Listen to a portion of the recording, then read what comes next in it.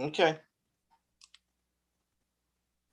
It should be starting up, setting up your meeting for your YouTube's live. Oops. And I believe we are live. Hey, everybody, you are watching and listening to the We Are Rising podcast. This is your host, Andrew Benjamin, and I'm joined by my now hopefully full or now eating co host, Jay Christian Gary from Focus Fights. What's good, y'all? I hope y'all are doing well, and I hope y'all enjoyed Rising 28 this past weekend. And And we got I a very special guest to talk to. Obviously, you may know him by now. CJ's report, Charles Jewett. Say hello, sir. You're all the way out from Japan. Yes, I am. How's everyone doing? It's glad, good to be here. Speaking of enjoying Rising 28, you were there live, Charles. Tell us I about was. the firsthand experience at returning to the Tokyo Dome for MMA.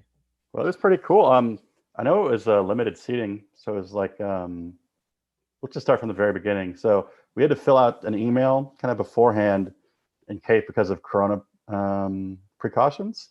So if there was like an outbreak, they'd know everyone's contact information and they could kind of like try to control it. But that's pretty normal now. And then they took your temperature when you came in. But there was a lot of people. It didn't feel. They did a good job of seating it in a way that even though there's only I think 10,000 people, they seated it in a way that it felt like the stadium had a lot of people, a lot of good energy. And I was kind of sitting in a funny section. I was like on the not on the ground level, but I was on like the front area of the second level. And there was like a bunch of like round girls and Instagram models sitting in my section, taking like hundreds of pictures the entire time.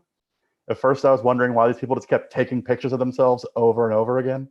But then I saw them all trending on Instagram and Twitter. And I was like, oh, okay, makes sense. But there's a lot of energy. Everyone seemed into it. A lot of really, it's like I think everyone was just excited to be able to go to an event again. So unfortunately, Ryzen is not free from the influencer market. Unfortunately, it seems like Not to mention the narcissistic market, considering that's what they are at the end of the day, but Oh, still. I didn't know who they were, but I was like talking to my wife. I'm like, that couple over there has taken like I can't even like over 100 pictures of themselves, just like Well, sitting hey, there. if it's trends, it's gonna get traction. That's what happens to them. Mm-hmm. so. I guess another big question I have. So, what was it? So, pro wrestling's obviously been at the Tokyo Dome. Baseball's been at the Tokyo Dome. They have concerts there. What was just like the MMA atmosphere like? Was the audience like? They seem vocal. They seem excited to be there. At least it appeared on camera. From what I was able to hear through the audio, was that kind of what the vibe was? Was that they were Oh yeah, really excited to be there? people were very excited to be there. I mean, there's like a Fridays outside of the Tokyo Dome, Hmm. and I went to lunch there beforehand. And there's a bunch of people inside there that are going to the event, but you could just see just like thousands of people walking by, and they all seemed very excited to be there. It's a pretty young crowd as well, and I think everyone knew that it was kind of special. It'd been such a long time since they'd been there, and even though there was like kind of some Corona stuff going on, they did a lot to make it special. So I think people kind of enjoyed it as well. Plus, I mean, there are some huge names on the card as it comes to Japan, so I think a lot of people were interested in it. That TGI Fridays is kind of like a rite of passage for wrestling fans as well, because that's where they all go to before like Yeah. Tokyo Dome or the Korakuen Hall shows. Since Korakuen Hall and Oh yeah. Tokyo Dome Sorry, are it's in literally, between the two. Yeah. yeah. The table behind us was actually Ogikubo's family and girlfriend, who's now famous from the Rising Confession videos. Oh yes, oh, yes. I still think they should do a reality show with Ishitari's wife and Ogi Kobu's girlfriend. I think That'd be Fuji pretty TV can make a interesting. lot of money out of that. Yeah, it'll be Um, fun. But yeah, so 9,731 people. That's pretty Mm-hmm. good. You know, if I mean, if it wasn't, if that was like a non like capped number, Yeah, that's exactly. obviously bad. But For, like for what they were for for, that's for a any pretty sporting event, that's like a really good number. Not having over 10,000 people, but I mean, the energy there, I felt like they could have sold it out if they had it full capacity. Now, I also have here that the TV ratings was 7.5%. And even at this point, doing this whole podcast, Christian and I have never been able to figure out what exactly ratings, how they calculate ratings in Mm-hmm. Japan. So, can you tell us, as somebody who lives in Japan and who covers this, is that a good rating? 7.5 um, on a Sunday? what are the history? There's a history of the ratings, correct? Yeah. I think I'm trying. I think is it King Stilo who covers it? I think so. Yeah, I think anything close to a 10 is like amazing. Mm. And But I asked one of my friends in Japan what was on Sunday. He said just the regular Sunday program. So it's not like New Year's Eve where they're going up against Gakino Sakai or mhm, some New Year's Eve show that's like, that's kind of like yeah. sweeps. Plus, I think So only two of the fights I think were on Fuji TV. yeah. I think just the Mikuru Asakura fight and the Tenshin fight were on Fuji TV. So it would have just kind of been limited to their fans. Plus, it's kind of a shorter time block that way. So there's not really any lead-in value. It's just people that knew it was on probably watched it. Well, they did repeat some fights though. Mhm. I guess in highlight form. Oh, I Not didn't watch it. not entirely sure. I think Saito and Tofik made it as well as Beinoa made the cut. Oh, But as far as I don't interesting. know anything else in terms of like how they did the Fuji TV. Yeah, we forgot to record it. Plus, they uploaded all the fights on YouTube like almost a day later. So Oh, we they're were, fast now. yeah. They're Oh fast yeah. now. I Well, they're know. catching on. They realize there's money to be made there, plus good marketing. Um, and yeah, obviously, since you said you didn't have access to the English feed or Mhm. international feed for us. For us, we had to listen to, and I should say, I don't mean that as a bad thing, Damian Brown and Joe Ferraro, and both were very good because Damian Brown actually had a microphone that worked. So, Yeah, from like, Twitter, it seemed like he did a good job. yes, he did. I think Christian would be in agreement that, yeah, I think we both would agree Damian Brown did fantastic, right, Christian? Oh yeah, we definitely agree that he did well, especially considering the fact that he had no gremlins in the mic issues. Yeah. Because really, So he was better than Joe Warren and Frank Trigg. Yes, light years better, especially by light years better than Joe Warren. We He's didn't like have the to worst. worry about him being a asshole when it came down to any NSFW material. Yeah. and yeah, it's Frank Trigg as well, and Johnny Case, who just when they were doing it, they sounded like they were talking through a string and two cups. And Yeah. I think even at one point, Johnny Case lost. Yeah, he lost his internet connection. Yeah, I Uh, think I remember reading about that on Twitter, where it was just the other guy just kind of like sitting there and essentially bullshitting while he waited for him to get back on. which is funny, but I guess you almost it's kind of embarrassing when that Mhm. happens because it's Yeah, I guess you could say as a kid say it's not a good look. but I think Um, that I remember in the earlier Rising shows they used to fly the commentary staff out at least. So is this just like because of the pandemic they can't bring them over? Oh yeah, listen, getting visas Yeah, for any even fighters that are foreign are just it's impossible. yeah. It's a government thing. It's a complete mess. Just trying Wouldn't to even be worth the effort to try to bring a commentator over. It's such a unimportant thing compared to like fighters and well things like that. even before they started bringing over commentators, they even before that were doing like so they would have like Burchak and Mauro Ranallo on like a green screen and it would be Yeah. like Well, Frank Shamrock and More Ronaldo on the green screen. Then it was Burchak and some video game voice actor who lives in Tokyo. oh yeah, I remember that. Yeah, it was like some random video game guy that was doing commentary one time, and he clearly had no idea what the fuck was going on. Was this Rising or like Pride and Dream? No, this is Ryzen. This was Ryzen. Oh, okay. Yeah, I Uh, never watched the international broadcast, so I don't know. it was the early Fight TV years, right before it was like when they were having like a random. Well, if it was on Fight TV, I think doesn't Fight TV does they arrange for the commentators then, and they Yeah, Yep. do all the yeah, and then they finally settled in on Frank Trigg and Joe Ferraro, and then yeah, somehow Matt Striker wound up in the mix. I have no idea how or I And think then he sounded like the good he thing was about what in the bathroom. I was okay with Frank Trigg because Frank Trigg seemed like he at least was trying, whereas Joe Warren just seemed like he just didn't care, and he was like dismissive of anyone that wasn't a wrestler. He was yeah, like, this guy has no wrestling background. I expect him to lose. It was just like yeah. his ultimate analysis for every fight. The other issue I had with Trigg was that he would just have these weird biases for Mhm. fighters. He would just hate fighters for no reason, and it would make no sense. He just like it was like he woke up one day and was like, you know what, I don't like this guy. This Was guy's it a Joe piece of shit. Warren that made all the weird sexual jokes? Yes. Yes. That is. Which I still have not seen that English because I was there when that was live at the Tokyo Dome, or not Tokyo Dome, but Saitama for that 2-day tournament. I still have not seen the English commentary of that, and I refuse to ever listen to that because I just Probably a good choice. I don't want to hear that. All you need to know, CJ, is in the immortal words of Jim Cornette, it was a fucking abomination and a disgrace. Well, yeah, I've heard its tale. I could definitely tell you what was not an abomination disgrace was the 2 fights that we're going to talk about now. We're going to clump the 145 fights because I think they'll be a lot easier to talk about. Including one that was the main event, Mikuru Asakura versus Kleber Koike, with Kleber Koike putting, as you can see, putting in work. Yeah, putting in work and putting Asakura to sleep.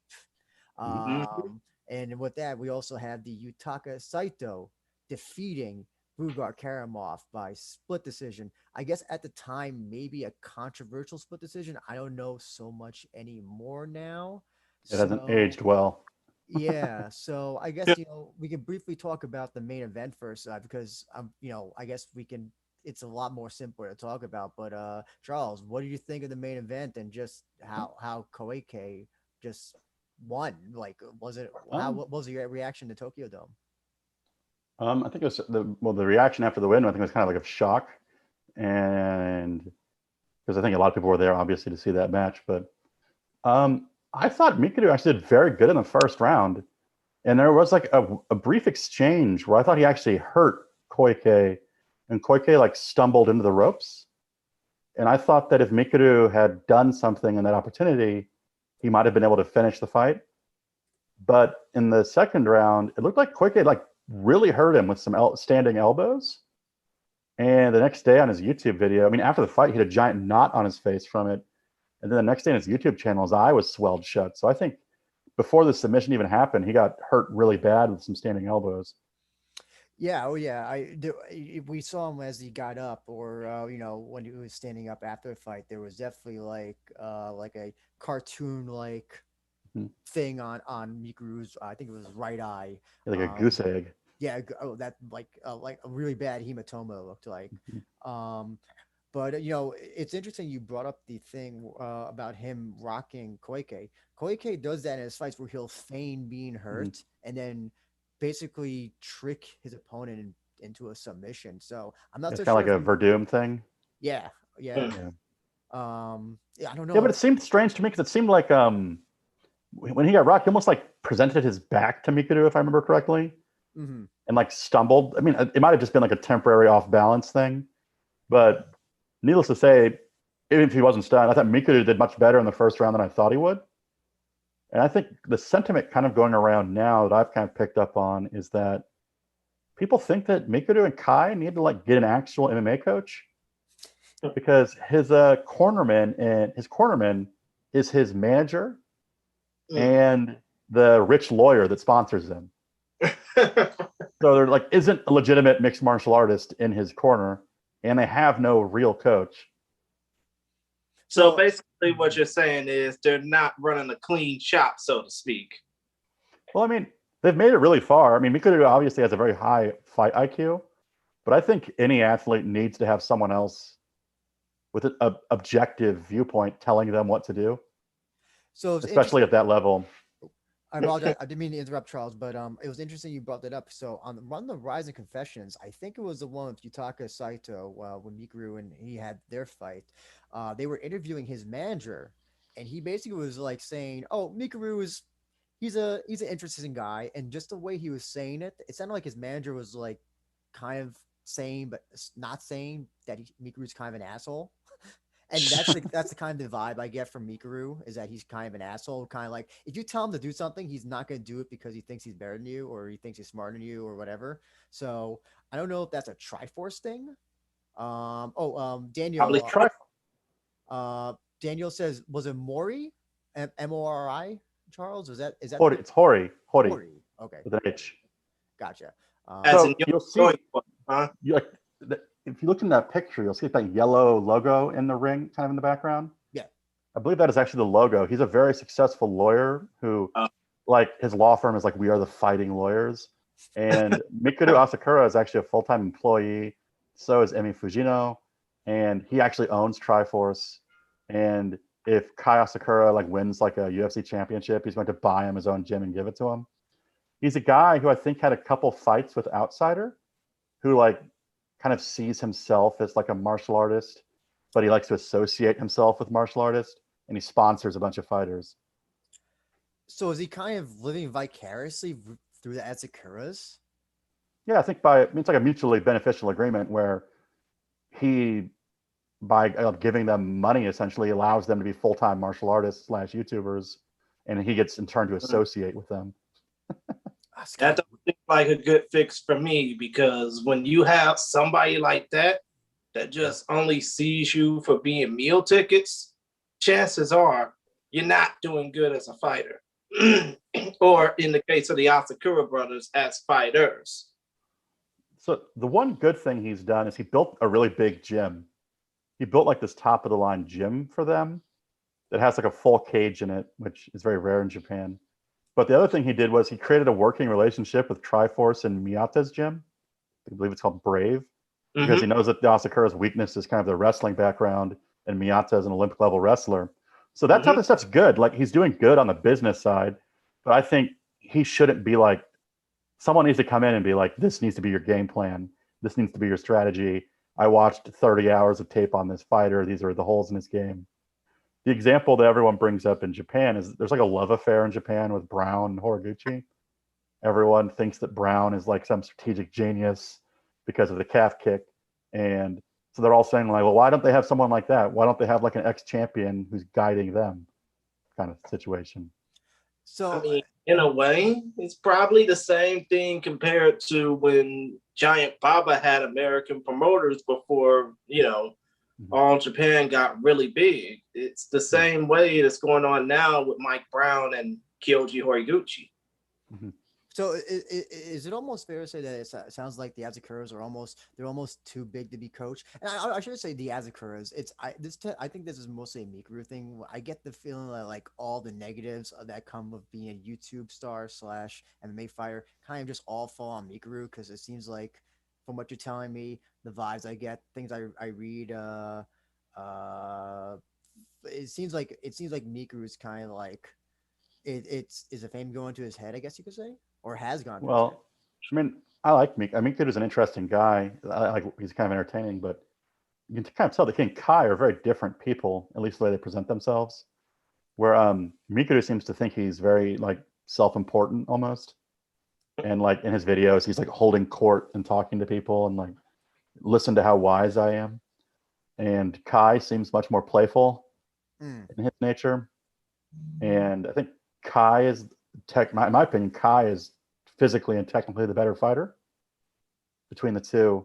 But so I think they have two very different personalities. And I think Mikuru is much more aggressive, probably, and dominant in his personality, where Kai seems to be more easygoing. But that might just be the way they present themselves. Well, like I said, I refer back to that video where they're I think, and I don't remember which confessions it was, but it was whatever the one that was hyping up the Saito Mikuru fight. And yeah, when they're interviewing his manager is even trying to like not say that he's an asshole, but it's like clearly that like his words are undercutting something else, that they're meaning something else, the way that he's trying to not say it, but he's saying it without saying it, as they say. He's a street thug from Toyohashi, like guy that got into street fights as a kid. He went through outsiders. Like, he's not going to play well with others. Well, on the think of it, would you say that most of the fighters from Rings the Outsider are street thugs? Yeah. I mean, like, most of them seem like they're low-level gangsters or street thugs. And don't most of them have, like, full body tattoos? Of course. Yeah. But the other thing I also want to ask, hold on, Christian, hold on a second. You said, so street fights. So Charles, did they at all mention that apparently Kleber and Mikuru had a fight on the streets in the VTRs, or was this at all mentioned before him? Because I saw that going around social media, and I don't think so. I thought that was a joke. Was that like a serious thing? I thought it was serious. Christian, did you hear about that? I think they mentioned on commentary as well. they didn't mention it on commentary, but I don't think that Rizin brought it up mostly during that entire promo piece, that VTR they ran for it, or in the confessions episodes preceding it. I thought they mentioned it in the confessions video. Like it was kind of like I think Kleber mentioned, maybe in passing that like, yeah, we have a history or something, and I guess that was kind of supposed to imply that they had a fight in the street. Again, it's a street fight. We have no idea what. Yeah, I don't know. I don't know It's possible. how many foreigners Mikaru have ever gone to a fight with in his street fight. Well, I think I think they're from like very different geographic regions in Japan. Yeah, Nagoya isn't the Yasuko is originally from Nagoya, and he Covers from Iwata or Hamamatsu area. Yeah, I think. Yeah, I mean, he's from the Fukuoka Prefecture. Yes, isn't Koike and them? They're down by Osaka, pretty much, aren't they? yeah, They're down south, and what is it, Toyohashi? I mean, Yasakura is the same place as Mizuki and her brother. They're out in the middle of the boonies. Maybe they were drinking in Tokyo or something and got in a fight. But I mean, Mikuru's probably got this. They always show the video of him like fighting his brother on the streets. They always show that video. I laugh because it's like, is that the only fight footage that you have of him? Just him beating the shit out of his brother? Is there nothing else? Like, I don't know. It's just like yeah. Azakura is pretty. Say what you will about Mikuru, he's a smart marketer and a smart businessman, because immediately after the fight, press conference, he starts going, "This might be it. I might be done. If I can't be the best, I don't want to fight." He's doing. Next thing you know, you got Horiguchi tweeting like, "Don't leave," and all the fans were like, "We love you," and then all of a sudden, nobody cares he lost. They just want him to fight again. Oh God! So he's not doing They're actors, hangers on. They just want to see him fight again, just so that he can get his ass whooped. He's not doing the whole, I didn't actually lose that fight, it was like he did with Saito and making a video on it. He didn't do that. No, it'd be hard to say that and get ratio to death. They gotta just give him a win, put them back together, put the Hagiwara fight together, and give people the fight they wanted before the Koike fight was announced. Yes. So actually, I just wanted to ask. So Azakura Hagiwara, I think, is a very interesting fight from a personality perspective. I don't know about from a, I guess, technical point of view, but just the two are just very brash personalities, and I think that would make a lot of sense. I'm also a believer of pairing losers with losers. So if you didn't want to do that, I think another big fight to make, who lost his debut fight, but I don't know if Rizin would do it because I don't think that's the direction I want to go with. Ren Hiramoto versus it'd be a terrible idea. I mean, Ren Hiramoto just get destroyed again. They got to get Ren Hiramoto a kickboxing match. Oh Lord, that would probably be the total definition of both Mikaru versus Ren Hiramoto and Mikaru versus Kyohei Hagiwara. No disrespect to Kyohei, because we interviewed him before. Both of those fights, I think, would seem like gimme fights. To be honest. The Hagiwara fight's one that the fans actually would like to see, though, because they've been talking shit on Twitter. Mm-hmm. And it'd be kind of fun because the VTR or something. They both strike. So I mean, they're both punchers. So I mean, anything can happen in a punching fight, because Hagiwara is not going to be able to do what he did to Ren Hiramoto to Mikuru. That's just not going to happen. And I don't think I've ever seen Mikuru go for a takedown. So I mean, it would be exciting. Ren Hiramoto, I think, is like in a delicate situation where they need him to win, because he's popular and they can't have him lose twice in a row. So I think they need to give him like a it would be like phone fighting is what you're trying to say, huh? What? Basically, it would be like a phone booth fight. Just stock it out for 15 minutes in this case. Well, I wouldn't see it going past one round. I think it'd be a violent clash between two quote unquote former thugs. Right. It's very hard as well, because here's the thing: is Mikaru gonna? I don't know. He probably. I feel like he's the type of guy who, I don't want to say handpicks opponents, but at least has some say in it. I guess he's if when Rizin comes to him with a fight offer, obviously he's gonna have some say. Like if they may say like, "Oh, we want you to fight Kyohei Hagiwara," he may just say, "No, he's below me. I don't want to fight somebody like that," or something. So I feel like it's gonna be. I don't think he's quitting. I honestly don't think he's quitting at all. But no. I'm just trying to think of like I mean, let's just say, we'll talk about it next. What about if they bring back Karamov? Would that be a fight that you'd be Hey, I don't think they're gonna bring Karamov back. okay? Well, actually, let's talk about that because controversial fight nonetheless. Saito, Yutaka Saito defeating Bugar Karamov, non-title match. Yellow card aplenty as of Karamov. Oh, by the way, if you see, you can catch all the fights on YouTube. If you go to the YouTube of this one, some guy named F Google EFF. I Yeah, don't know if he's a Japanese fan or he's commented on a video of mine before. He seems like a pretty big MMA fan. okay. He timestamped every foul that was done by Vugar. Which the Japanese fans love. They screenshotted that whenever he complains on Twitter. They just send a screenshot of that. So his complaints are not being received well. Yeah, so this is a very, I don't know. So I think, Charles, you and I were both in agreement when we first saw the fight that Vugar won. I Mhm. think and it seemed like a lot of other people. I know Damian Brown said that Saito, he thought Saito won based on the Japanese MMA rules, Rizin Mhm. rules. Um, what do you think now? Do you still think that Karamov won, or have you kind of swayed after a few days? I don't know if you even watched the fight at all. I rewatched the fight, and I now that I have time to think about it, at the time it appeared because when I was watching in person that he was just getting an unlimited number of takedowns, and Saito wasn't doing very much. But then it became obvious that like he's getting takedowns, but he wasn't doing anything with the takedowns. And then at some point in time, you do have to like take all the fouls into account and be like, this guy was in a close fight. This guy was cheating the entire time. And you kind of have to nudge out the guy that wasn't cheating, who was actually also doing damage as well. I mean, it's also bad because the cut, which is hard to decide how that happened, makes it look like Saito got beat up in the fight. Mhm. But outside of that cut, he would look like he had no damage. So assuming that cut happened when Saito fell out of the ring, I'm guessing it wouldn't count because it was if he fell and outside the ring ropes and that caused it. I guess that doesn't count because it was out of bounds, perhaps.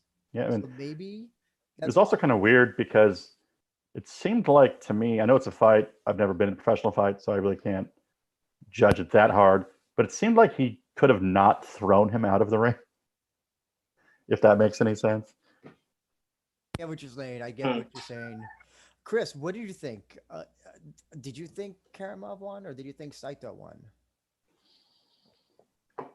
I did not think Karamov won because I mean, I wasn't really paying much attention when it came down to watching it live to the amount of times that Kiramov, grabbed the ropes or grabbed his opponent illegally or nothing like that. I just revert back to the whole cut incident where, Saito went through the ropes and cut himself out on the floor. I mean, I originally thought that Saito lost that fight because of that, but, he persevered and he made Karamov look like a fool. Yeah. So again, this also brings up the question: the yellow card. Had he not gotten that yellow card, do you think Karamov would have won, Charles? I mean, it would have been really close. I mean, it might have been a draw. I mean, it was already a very close fight. But I think, I mean, I could see it, man. Take your time. It seemed like there's one judge who was judging the fights differently, and that's why there were some split decisions going on, because it seemed like the same judge was always the one going with the other opponent. But I don't know if the yellow card would have made that. I think the yellow card would have just made it a draw, probably, because what the yellow card probably would have only been 1 point. I imagine, was it 10% of points, whatever, some weird. I don't quite understand how the yellow card works besides the fine aspect of it, but I feel like it would have been probably a draw, like a majority draw, maybe. I also want to mention that Rizin now for the first time ever, they now have released these stats Mm-hmm. for the fights now on their Twitter page, and they had one for this one, and it's clear that Saito outstruck Yeah. Karamov. Well, I think we can also agree, like, this is who Rizin wanted to win. Yeah. Listen, yeah, they didn't Rizin didn't want, Karamov wins, we have to give him a title shot, and we have to go through customs and immigration and again all that stuff. So I think kind of in a roundabout way, I think this is the one of the few times where they don't want foreigners to win because they don't want to have to deal with immigration and Not just that. I mean, Musayev's very popular, but Karamov isn't popular. I think he was only there because Musayev probably made some agreement where if he fights for Rizin, he has to get some teammates on the card too, which wouldn't be that strange. Fedor did that in the past as well. And so I think that's the only reason he was there. And he wasn't popular, and he's also really good. So you don't want this guy to come over and beat your domestic champions and then just leave and go back to Bellator or the UFC or something. And so by beating him, this guy has a win in Bellator, a previous win in Rizin. It elevates both Deep and Rizin. So it's kind of a win-win situation for Japanese MMA. Plus, Saito didn't really have that big of a following for this, so it makes him more popular too. So have you noticed the way that Saito's kind of become like this underdog baby face? I think he's been an underdog in all of his matches that he's had. That's what I said. Yeah, like every fight, like all of his fights, he's been the underdog. But like, what are you trying to say, Drew? He's never gonna be the A side when it comes down to a match. Well, even though he's the champion, I think there's something about when you kind of just look at him and you kind of see his record, you kind of don't think this guy is going to come out the win or come out easily a winner. It's funny because, with the Majima fight, if you look at the Majima fight, he lost that first round. He basically it was kind of like the same thing with the Karamov fight. He just got taken down and was being ground controlled. And luckily, Karamov not Karamov, but Majima went for that lazy takedown and he managed to get a soccer kick. By the way, almost happened here as well. He knocked down Karamov. That second round, though, Saito looked like fantastic. He looked like a world-class fighter. But I would say, I mean, his wrestling does appear to be a glaring weakness. Yes. And then he just kind of had the fortune that Karamov didn't really do anything with it, which seemed very strange to me. Like, I don't know if Karamov was having stamina issues or something, but there's like really no ground and pound attempts, no attempts for really submissions, just only taking him down. Where I feel like if he would have done something when he's on the ground, he would have won the fight. Also, this is Saito's second major injury. That cut above the eye. I don't know. I saw like in a post-fight thing, he had like a big ass bandage, looked like a pirate. It was it was a terrible location. It was like on the eyelid right above the eye. It was like a terrible spot to get a cut. That's the worst place. So, I think Nate Diaz has the same thing because, he's been in so many fights that basically like it's now like it's so easy to cut him open now. That's why he bleeds in every fight because he's got literally no bone tissue or he's got no skin protection. Like it's all scar tissue, right? It's all scar tissue. Yeah, it's all scar tissue. So that's why he bleeds in every fight. Basically, what you're thinking is he's fragile around the eyelids, right? Yeah. Exactly. And also not to mention Saito has a broken nose, which I don't think he had surgery on because it looks like it has that little ridge.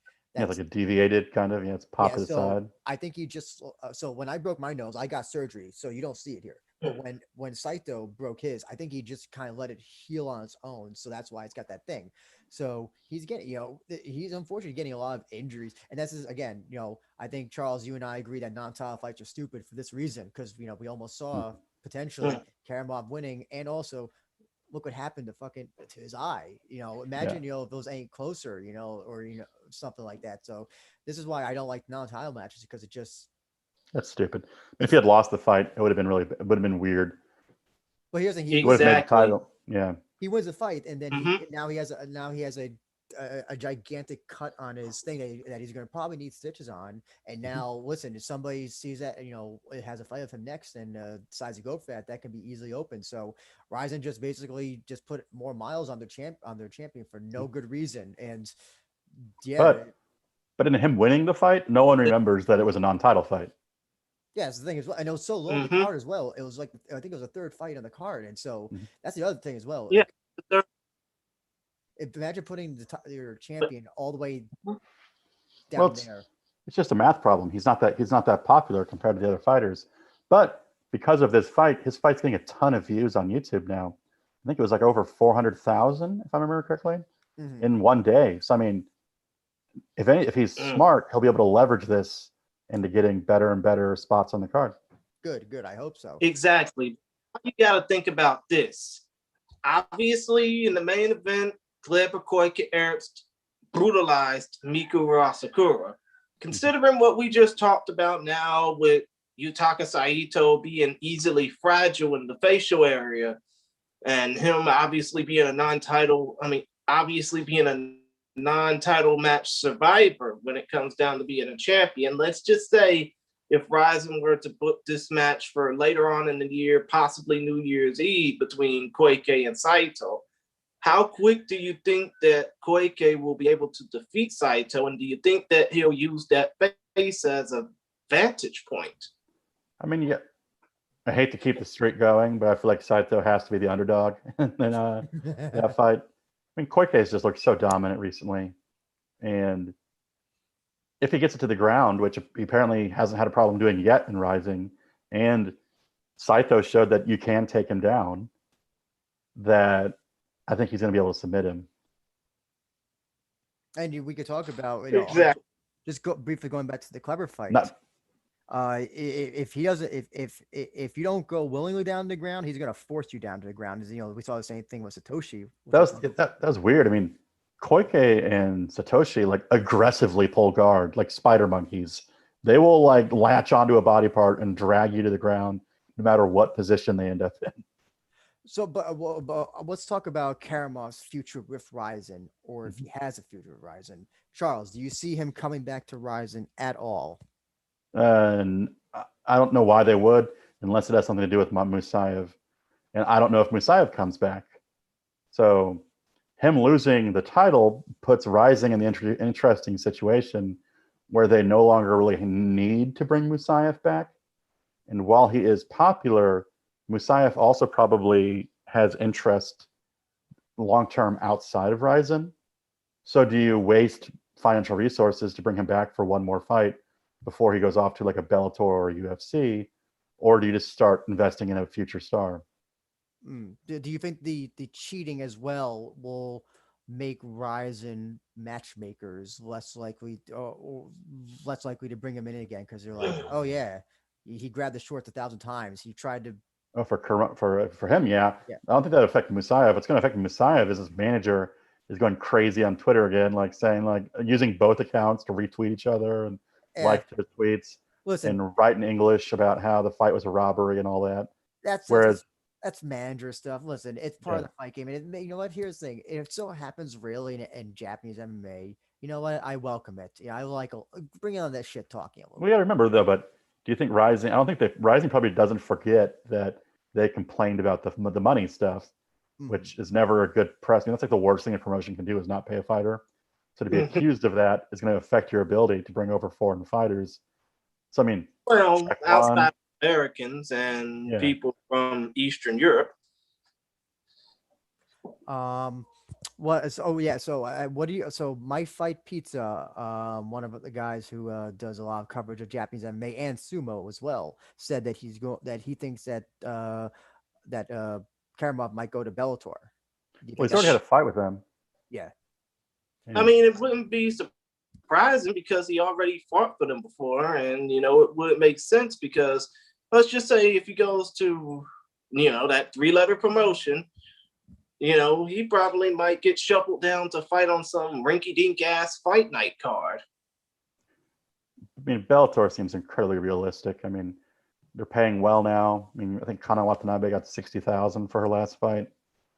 And she's probably going to get paid more for this upcoming fight with Liz Carmouche. Yeah, which is more money than she's ever made fighting. And so, I mean, and Bellator has a history with Fedor. They have a history with Russian fighters. And I know they're from Azerbaijan, but they're close with Khabib, who is a Russian fighter. So they have Russian connections. So it seems right up. And Bellator has relationships with bringing over Rizin fighters. So it just seems like a match made in heaven for both Musayev and him. What do you think that Saito Karamov rematch is at all warranted? No, I don't think it's warranted just because I think the fans had such a negative reaction to him that I think they would rather see the Koike Saito fight. Do you think if this whole thing wasn't happening on social media, do you think it'd be a different outlook for Karamov. He just said, listen, even though I lost, I don't. Even though the judges think I lost, I thought I won. I would like a rematch if it was a little more differently presented or differently. I don't think that's the. I mean, that's definitely like a multiplying factor, but I think it's just the amount of fouls and the fact that guy brought that up on YouTube and everyone's like, "Holy shit, this guy's a dirty fighter!" Like poking your finger in a wound just seems incredibly dirty to me, especially. I mean, the short grab, I understand. The wrestler's going to do what a wrestler's going to do, but a rope grab and an eye poke, and I think he also kicked him in the groin as well, didn't he? Yeah, but that didn't look intentional. No, but it's just the holy trinity of every possible foul that you can possibly do. If you're playing foul bingo, you would have won. Can we also mention that Mikru? I think this is the first fight that Mikru had where he didn't low blow his opponent, because I think that's happened every Mikru fight at least once where he's low blowed his opponent. And I know we were talking. I know that LJ mentioned that it seemed that Mikru seems to go for that low blow, that unintentional low blow. From Street Fighting days, they call that. Yeah. Get Rochambeau, but he didn't have to worry about kicking his opponent in the dick because he was basically getting his dick knocked in the dirt, so to speak. So So I guess the fight that made next for Saito is that title match with Koike. That's probably New Year's Eve. No stupid non-title matches in between. I hope. Yeah, give him time to heal. Yes, please. And put him on the New Year's Eve card. Put against Koike, because Koike deserves it too. Koike deserves a title fight. I mean, Koike, I think, should have been the title fight now, but with his win over Mikuru, he definitely deserves the title shot now. Yeah. Please. Here's the thing, though. You say no next matches for Yutaka, obviously, because of his injuries. What about Koike? Does he get a few more tune-up matches in before his title fight? No. You don't risk it. Yeah. You don't risk him losing a fight and derailing the hype train of Team Bonsai. Oh, exactly. Especially after what happened in the lightweight title fight, which we'll probably talk about in a little bit. Daniel actually brings up a good point. And what about they've been talking about the Featherweight Grand Prix. I'm assuming that's going to happen. Maybe summer, or it is technically summer, but I guess a few months down the line.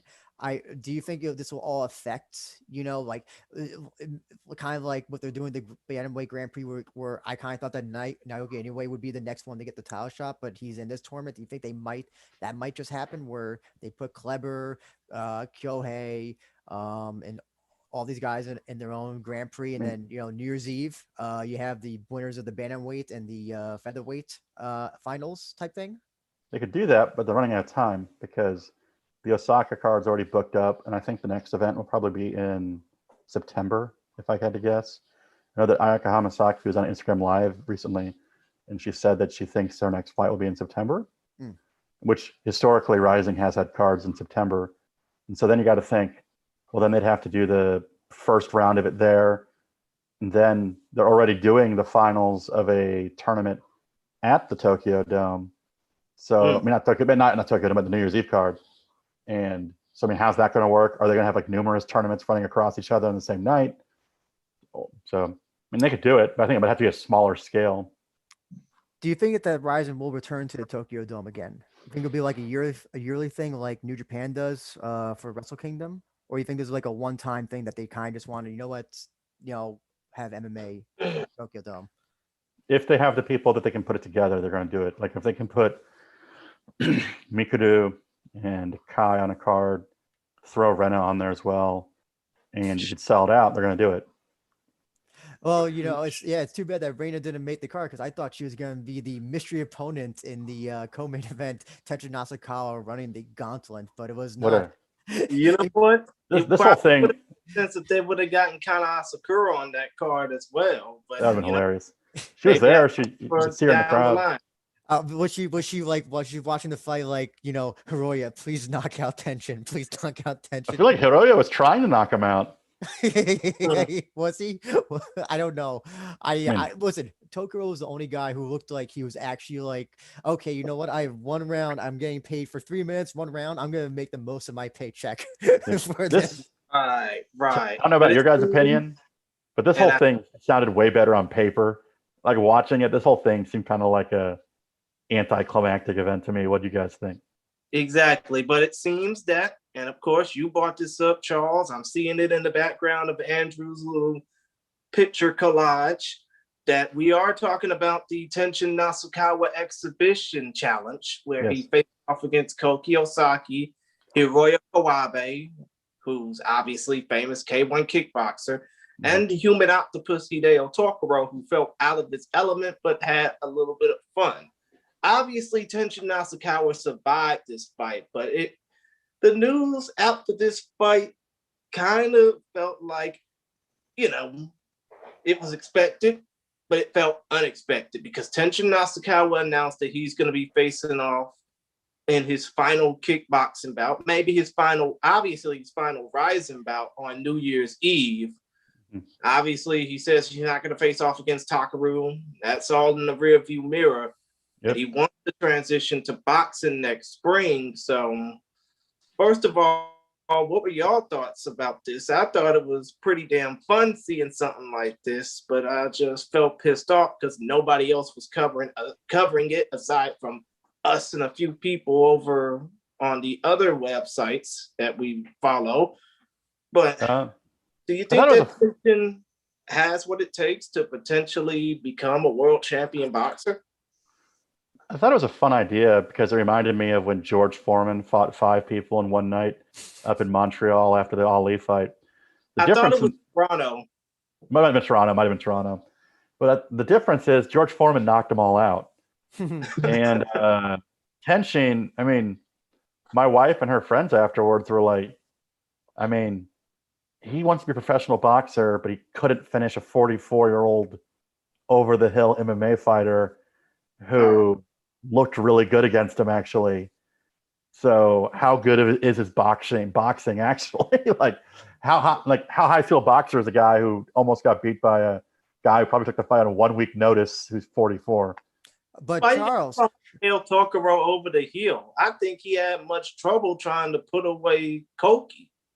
Yeah, the guy that fought first, the first opponent, it was like an even fight almost. It was going back and forth. I was like, you're no Naoya Inoue if this is what you're traveling. If you're struggling against a kickboxer, he actually managed to, I think, tag Tenshin a few times, and not like obviously do any major damage. But I thought that he was going to kind of run through Koki Ozaki just because look the levels that they're at. But no, Koki Ozaki was very impressive in that 3 minutes. He didn't back down at all. Hiroyo was just there. It seemed like just to mess around. I mean, he did like a weird like high guard defense thing where he's throwing power punches and he actually got dropped. But I would have liked to seen him like go to a Philly shell stance and start doing some Joe Frazier stuff. But I think the thing we have to talk about is, and we bring it up whenever not anymore with Taiga. Taiga's kind of a little bit on an upswing now, but I guess Hiroya is, I don't know, this poor guy, he 165 pounds, got knocked down by a 135-pound guy.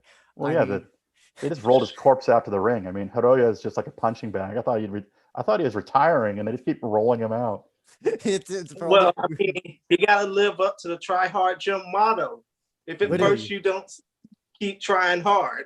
So he not only gets knocked down by Shibata, but he also gets knocked down by Tenshin. I laugh not because I'm making fun of him, but because it's like an embarrassing. Like I feel embarrassed for him just because where he was. Well, he used to be called Misato too. That was his nickname at one point. But Shibata also had a huge weight advantage on him. Oh yeah, but it's like. But it was really embarrassing. Because even if the weight's there, I would expect at least the technical skill to like Shibata did a drop kick. Come on, that's all you need to know about Shibata in their fight. Well, but I'm glad that you brought him up because we at least talk about the fact that as much as I like Tokoro, he's a very disappointing Mr. X. It was I think it was, how so, Charlie? What? How so, CJ? Well, okay. First off, presentation-wise, they did it wrong. The way you do this match is you do it Royal Rumble style. You don't have the 3 opponents come out at once. You make a big presentation of it, and after he beats one, then you have like the countdown happen and the other guy come out, and you keep it a mystery. So everyone's wondering on the edge of their seats, like, who's the third guy going to be? Who's the third guy going to be? And then the theme music kicks and everyone freaks out when they see who it is. You don't announce it in the VTR footage and kind of just give everybody blue balls essentially and ruin the reveal. You make a big deal of it because this is a freak show fight. Embrace that. Make a big reveal of it. And by making everyone, not telling everyone and having us sit back and think on it, naturally our minds are going to bigger and bigger places. We're like, oh, it's a fighter that he looked up to when he was a child? That means Masato. No one thinks that a young Tenshin was looking up to Tokoro as a child. Like, they're polar opposite fighters. I think Tokoro was already a veteran fighter by the time Tenshin was born. I think he had already. Well, I mean, Tokoro first fought in like 1999. So when he fought his first fight, Tenshin was about 6 months to a year old. I'm not saying I love Tokoro. He's an amazing fighter. I'm just saying they built it up so much. It felt kind of like, what? Was this Rizin's punishment for Tokoro defeating Ota? Was it like probably? No, right. But it's just I had to giggle when he came out because I'm like, Rising loves Tokoro, and so does the guy that makes the VTRs for them. Like, they have like a love affair with Horiguchi and with Tokoro. So it made sense immediately when he came out. What was the audience reaction when X was announced as Tokoro, Charles? It was hard to tell because they announced it in a VTR. And everyone was like so intently watching the VTR that they didn't freak out. It was just kind of like they threw it in front of you without presenting it correctly. Gotcha. So yeah, no, as Christian mentioned before, Tenshin said New Year's Eve, my last Rizin show, and I think he said March will be his last kickboxing, so probably that'll be for Rise. I don't know who he'll fight for Rise, but I guess it's entirely possible New Year's Eve can be Takaru. No, that ship is on sale. K1 will not let Takaru fight on a Rising show. They said it numerous times that they had what they were calling it like Mega, I believe. Yeah. The Mega event, and it had to be a neutral like promotion that I imagine would be owned 50-50. K1 owns 50 and Rising owns 50. And then they would co-promote the event together.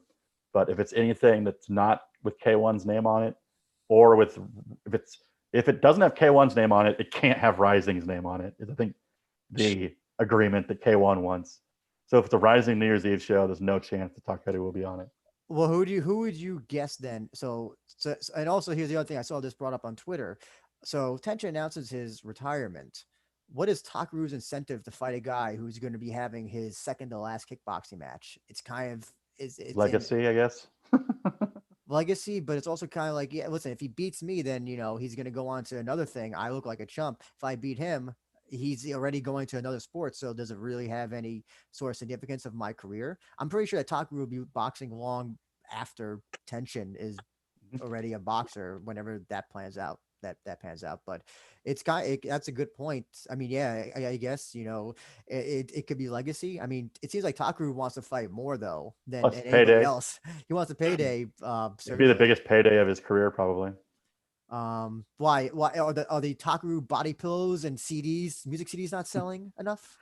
No, I feel like just with ticket sales and such, but plus it would launch him to a fight of that caliber. Would be all over the news. It'd be in all the newspapers, all the magazines. It'd be like on NHK main news. So it'd be huge. It would also, he loves K1. It would launch K1's profile as well. It'd be big for everybody, which is why it's stupid it never happened. Yeah, well, here's the I would not expect K1 to absolutely capitalize on it if Takaru did defeat Tenshin. They would at least internationally. It would certainly every promo. Was that sorry? It'd be like the Anderson Silva knocking out Vitor Belfort. It'd be the beginning clip of every highlight they ever show forever. So then, okay, so let's just assume that's not Takaru, or that that never happens. Who would you say should be his Rizin New Year's Eve final opponent? Hopefully they're vaccinating people now, so hopefully they can bring in foreigners. I say you bring in high-level Thai guy, or you bring in like an established Glory or K1 champion and have a really high-profile fight. Hey Charles, there's a high-level Thai guy and one named Rodtang. Yeah, but one's never gonna let him go. Yeah, I know. That It's one championship. the two fights that should have happened or should happen, or like the two fights that can never happen. It's One is never going. The only thing one has going for it is their kickboxing promotion, and B, one, as much as they say they would love to co-promote with the UFC, one SC will never co-promote with another promotion. Yeah. No shit, Sherlock. So that's why that and one championship shouldn't really be trusted, especially if you want to bring in another talent just to fight the whole weird Vitor Belfort situation where it's like, not only did he never fight for them, now he's no longer under contract. Like, what the hell's going on over there? And now you got Bibiano Fernandez saying that one is screwing him over. It seems like one's a mess. I have no idea. The only people who I don't ever hear complaining are the kickboxing people. They're the only ones who seem to be actually happy. Andy Sauer. If I hear another person talk about their dehydration test, I'm gonna like ask them to show me proof that these things even happen. Well, remember John Wayne Parr mentioned it, and like I tried to read his thing. I'm like, wait, this doesn't make any sense. I'm so confused. Even I don't understand. It's like he cut weight, but then they made him drink water and gain weight so that he could pass the hydration test. But then he was overweight. It makes no sense. Oh yeah, no, I don't want to go into one because we'll be here forever. But I guess there's only two opponents I can legitimately think of. So let's assume that there's no vaccine, that they're not letting foreigners in and all that stuff for by the time New Year's Eve rolls around. The only two opponents, I think actually one of them wouldn't happen because I think that's Rise might try to go for it for their final for his final match. The one I can think of potentially is Tyga. I honestly think there's like nobody else. Like, who's the other Rise fighter? Is his name? I get his name was confused. Hasegawa or Hasagawa? Oh no, Haraguchi, Kento Haraguchi. Yeah, Haraguchi. That's what I think they're gonna do for Rise. I think they're gonna do that for Rise. Because I know that they had like some tournament in Rise. I went to the Rise show where I think the whole point of the tournament was like who's gonna fight Tenshin next. But then Shiro won it, and there was a rematch from like two or well, three. It wasn't. I think Taiju was in it, but then Taiju got badly cut and lost due to a doctor stoppage. And the guy that you could tell that Rise didn't want to win won. Well, I think for that, I think that was a different weight class. I think Kento was in a. Taiju was in a different weight class. Daniel says third fight with Shiro. Please God, no, we don't need another fight with Shiro on a Rizin, let alone a Rizin ring. Really, the other dark horse potential, maybe, kind of, I don't know. I was thinking of Kaito Ono, the shoot boxer. Oh, shoot boxing? Yeah. Are they in the same weight division? I think you could probably do a catchweight thing. Also, if you look at Tenshin's beautiful chiseled features, he definitely has gained weight. Since I don't know how much weight, but I think there's definitely like you can maybe do like. Well, I mean, that'd be a good fight for shoot boxing because it promote their current star. Yeah, I don't even know what shoot boxing even doing at this point. Kaito, though, I mean, he's kind of been underwhelming to me of recent. Yeah, I would expect Tenshin to kind of blow him out of the water. Kaito weighs in at 150 pounds, so that would have to be a hell of a catchweight fight. Yeah, because he seems much taller than Tenshin as well. Oh yeah, he is. That would make it interesting because Tenshin doesn't really fight people that's like much much taller than him. But here's the thing as well. Listen, if he can knock down Hiroya. I give Tenshin all the advantage against Kaito if he can knock down Hiroya. But in all seriousness, the only fight I could think of would be Taiga for New Year's Eve. Taiga's very popular, and so that'd be a fun fight. What about if you want to do like a weird ass freak show fight? Oh, I don't know. Well, I don't think it's gonna happen, but like, let's just say if Kai had lost in the tournament, do you think you could have done like Kai versus Tenshin? Isn't there a constant joke online that Kai's ducking Tenshin? Yes, there is. Yes, there is. I think I've seen that. Actually, Charles, I also wanted to ask as well. Does Tenshin get a lot of hate from the Japanese kickboxing community? Because I could definitely tell you from the English speaking, it seems like Tenshin is not well liked a lot. I don't think so. I mean, I'm not as plugged into kickboxing as I am in MMA, but he seems well liked. I mean, he seems like The most negative reactions are usually related to the Kana Asakura stuff. Mm-hmm. What about Yeah, the most negative reactions on this side of the Pacific are due to the whole tension fight. So actually, Fight? let me rephrase that. Due to the Mayweather fight, which we should not talk about here, but considering that the boxing, maybe he can reconcile with Floyd and join Mayweather Promotions. Well, I mean, it's possible because Mayweather seems to have a hard-on for doing business in Japan. And I can tell you why, because they just legalized gambling in Japan, or they like made it like easier to gamble or something, or betting. I think it was, Charles. Or it's just tax reasons. He's just like, as much money as I can have that's not in the U.S., I'm happy. Okay, I guess here's the other thing. So we roughly made the weather. What about the possibility of a freak show celebrity fight with like Tension versus Logan Paul or Jake Paul? I would have said that was possible, especially since Sakakibara met with one of them. But I think they recently signed an exclusive deal with Showtime. Yes. So Jake I don't think that's even possible now.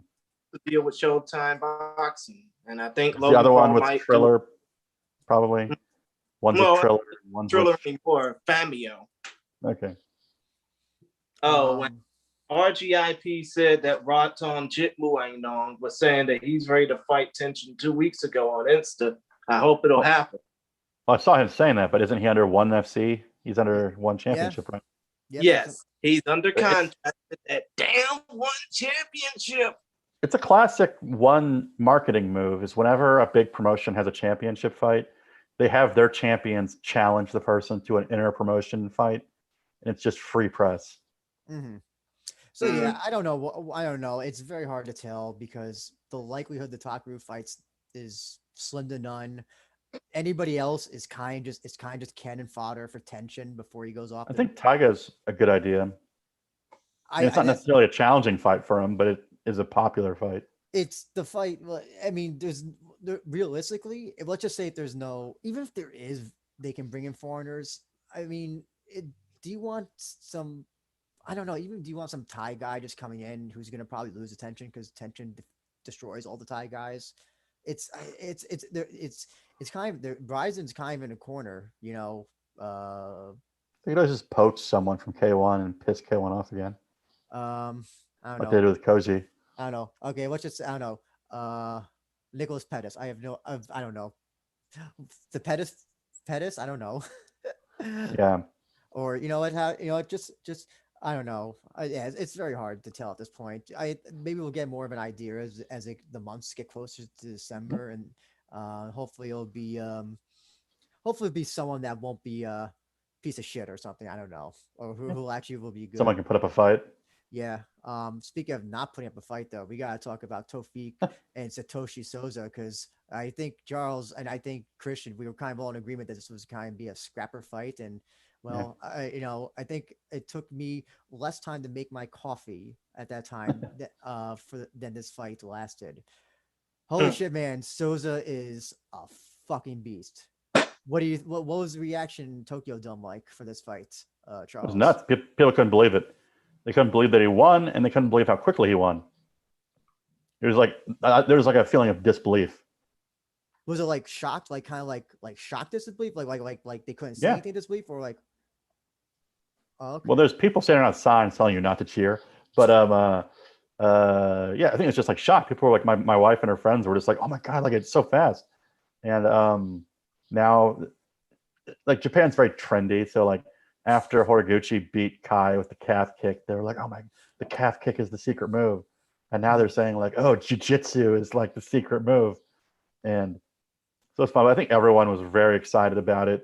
It was very positive. Everyone likes Satoshi. And the thing I like about Satoshi is he knows what he's good at. Like he's not going to like do like that weird thing Damian Maia did for 5 years and pretend he's a striker. He's like, nope, I'm a jiu-jitsu guy. I'm going to try to get you to the ground. I'm going to go for awkward single leg takedowns way far out just so I can touch you and then aggressively pull guard and submit you. I was so surprised that Satoshi it was the one who went for the takedown first, and did you see that he jumped guard and almost maybe had a jumping flying triangle at one point? I couldn't believe it. That was the most I thought he was going to scutter. I thought he was going to scutter around and take his back because he did like a really weird pull guard. And then Tofik, I don't know why, was like, I'm gonna lay down on you, and instead of Mikaru was smart. He was smart in that fight. He as soon as Kleber was getting guard, he immediately tried to got out. Yeah. I don't know what Tofik was thinking. Was he? I'm not gonna try to think of what Tofik was thinking in his mind. Like at that. Well, I feel like if you're a fighter, one of the things you do as a fighter is you think you're the best. Whereas I think the smart thing Mikudu did was Mikudu acknowledged, like, I should not even entertain the idea of being on the ground with this person. And I think Musayev should have at least waited till they were sweaty. Yeah. Oh, absolutely. Going on the ground. I laughed. I looked at my wife and I was like, well, Satoshi's got like 4.5 minutes to work now. So I don't think this is going to go well for Musayev. And you said that thinking of the best. We saw Tofik and Karamov, both their long winning streaks just come to a close, and Tofik's even faster. Very dramatically too. Yeah, it was almost like shocking. I don't want to say disappointing, but it was kind of like it's kind of like if the bad guy was killed in the first 5 minutes of the movie. I was like, it happened that quickly. Did that actually just? It's like a headshot, fight's over. Yeah, headshot, fight's over. Christian, what do you think of Satoshi?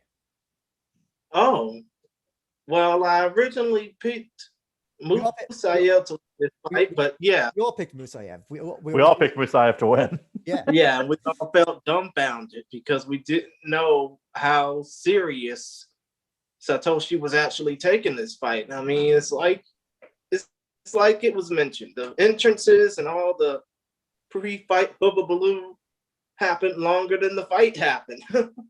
I mean, I'm pretty sure that fight's probably getting a shit ton of views on the Rizin YouTube channel, but still, point of the matter is it just proves how serious Roberto Satoshi de Souza is really taking this lightweight division, is really taking this promotion, because he wants to be one of the standard bearers to make this promotion mean something one day. And also probably after this, they're going to get a lot more signups to the Bonsai Jiu-Jitsu gym. Well, this is like best. They're probably going to get a lot of Brazilian expats coming into fighting Rizin as well. I mean, look at Alan Yoshihiro Yamaniha, who's supposed to be fighting at Rizin 29. Sorry, Charles, what were you saying? This is a best case situation for Rizin as well, just because Satoshi lives in Japan. He speaks Japanese. He's made it very clear he has no intention of leaving Rizin. He doesn't want to go to the UFC. He doesn't want to go to Bellator. He wants to fight for Rizin. And so it's like a real home-developed champion who seems to be speaking of Yamaniha and Koike, I love how they introduce them like they haven't fought before. He's like, this is my friend. Clever. You should give him a chance. By the way, he's already had 30 professional fights and he's a KSW champion. It's like, this is my other friend Yamaniha, who's been strangling people for 6 years in Pancrase and other promotions. You should give him a shot too. But also been a UFC signee. Yeah. So I mean, it's a best case for them. Plus, he's been training a lot. Speaking of shoot boxing, was that guy's name Suzuki, the guy that was in his corner? I think he's a former shoot boxing champion that switched over to K1. So I mean, he's obviously been working on his striking, but I think he's just doing it so that he knows what goes on in striking, so he can take you down. I don't think he even threw a strike in this fight. I don't think, or at least he didn't connect with a strike. He just immediately pulled guard, jumped, or he went for a takedown, then jumped guard, and then even when he had him in the triangle, he didn't do any elbows or anything. He knew he had that triangle cinched in and just adjusted it just to make sure they're like. I can't even. I'm not a. It was so high level because I remember on Twitter, like I think Megumi Fuji and Kawaji were just like creaming over this triangle because of all these minor adjustments he made to lock it in, because it was initially very loose, and you can even hear it in the English commentary when you watch it on YouTube. Like the arm was out, like it was in a weird position. He made all these adjustments to lock it in. So it was just very high level stuff. I mean, it's obvious this guy's been doing jiu-jitsu for easily over a decade. And as I say it again, I just love that he knows what he's good at, and that's what he does. What would my biggest dream fight would be to see Souza versus Charlie Oliveira. I think that'd be one of the craziest fights. I don't think, obviously, that'll never happen unless Oliveira leaves or the likelihood Souza leaves. But I don't think that's like. But I would just love to see these two jiu-jitsu guys just go at it because I legitimately do not know See, that's a who. double-edged sword, though. Well, you Half the only time that turns into a shitty boxing match. I'm sorry, repeat that again, CJ. I'm sorry for interrupting you there. No, I'm sorry. I was just saying, I don't normally like the jiu-jitsu versus jiu-jitsu because sometimes it turns into a shitty boxing match. Well, if you remember the Kitaoka fight that Souza had with that Souza and Kitaoka had, it when that went to the ground, that was when it became the most interesting fight. When just seeing these two work on the ground, seeing Souza take the back of Kitaoka, but Kitaoka getting out of it like immediately. I thought that was like the most interesting aspect. So it can, I get what you're saying. No, it can happen. Especially, it's like when The two creepy wrestlers. koala. The creepy koala is a special case. Yeah. Fight on the ground fun. I'm curious to know what nickname do they give Souza in the VTRs? They just still call him Satoshi because I thought I heard him I thought I heard him get another nickname. They might have said something now that you say that, but I can't remember. Okay. Actually, You might have to look back at it then. they just uploaded the VTRs to the Rizin YouTube channel with subtitles. I didn't have any time to watch it beforehand, but I want to see it beforehand because I want to see some of the creative nicknames that they give their fighters. I think they gave most of them like at least a playful nickname because they gave them like really weird Naoki Inoue. They gave him like some weird nickname. I can't quite remember what it was. Well, some of that shit don't really make sense, especially if fighters already have nicknames. Yeah, that's true. You're only saying you want to see Roberto Satoshi de Souza versus Charlie Oliveira. How the fuck should I not know who he is? He trains in my neck of the woods. But still, you're only saying you want to see that match because you are a jiu-jitsu practitioner yourself. So you want to see all this jiu-jitsu versus jiu-jitsu stuff. It's also just kind of like it's in that extra setting of an MMA because you have a little bit of extra stuff you can do. So it's just interesting just to see like how they will use the style to match up with their jiu-jitsu. And in Souza's case, he doesn't need to do anything else. He could just do the jiu-jitsu. But well, I guess we talk about potential next opponents. Who do you think will be challenging? No speculating non-title matches because fuck that. Title match for the next lightweight shot against Souza. Who do you think would be the best opponent, Charles? I mean, this is a division where I think they really relied on foreign talent beforehand. So I think you have to wait till you can bring a foreigner in, which they're vaccinating now, and they're not going to be able to do an event for a couple of months because of the Olympics. So they have time to wait. And so I think they have to wait to bring someone foreign in. So I do have two potential opponents, and they're actually both foreign. Damian Brown says that he would very much like to go against Sosa. What do you think about Damian Brown versus him? I mean, I shouldn't be speaking because I've picked Satoshi to lose like his past 4 fights.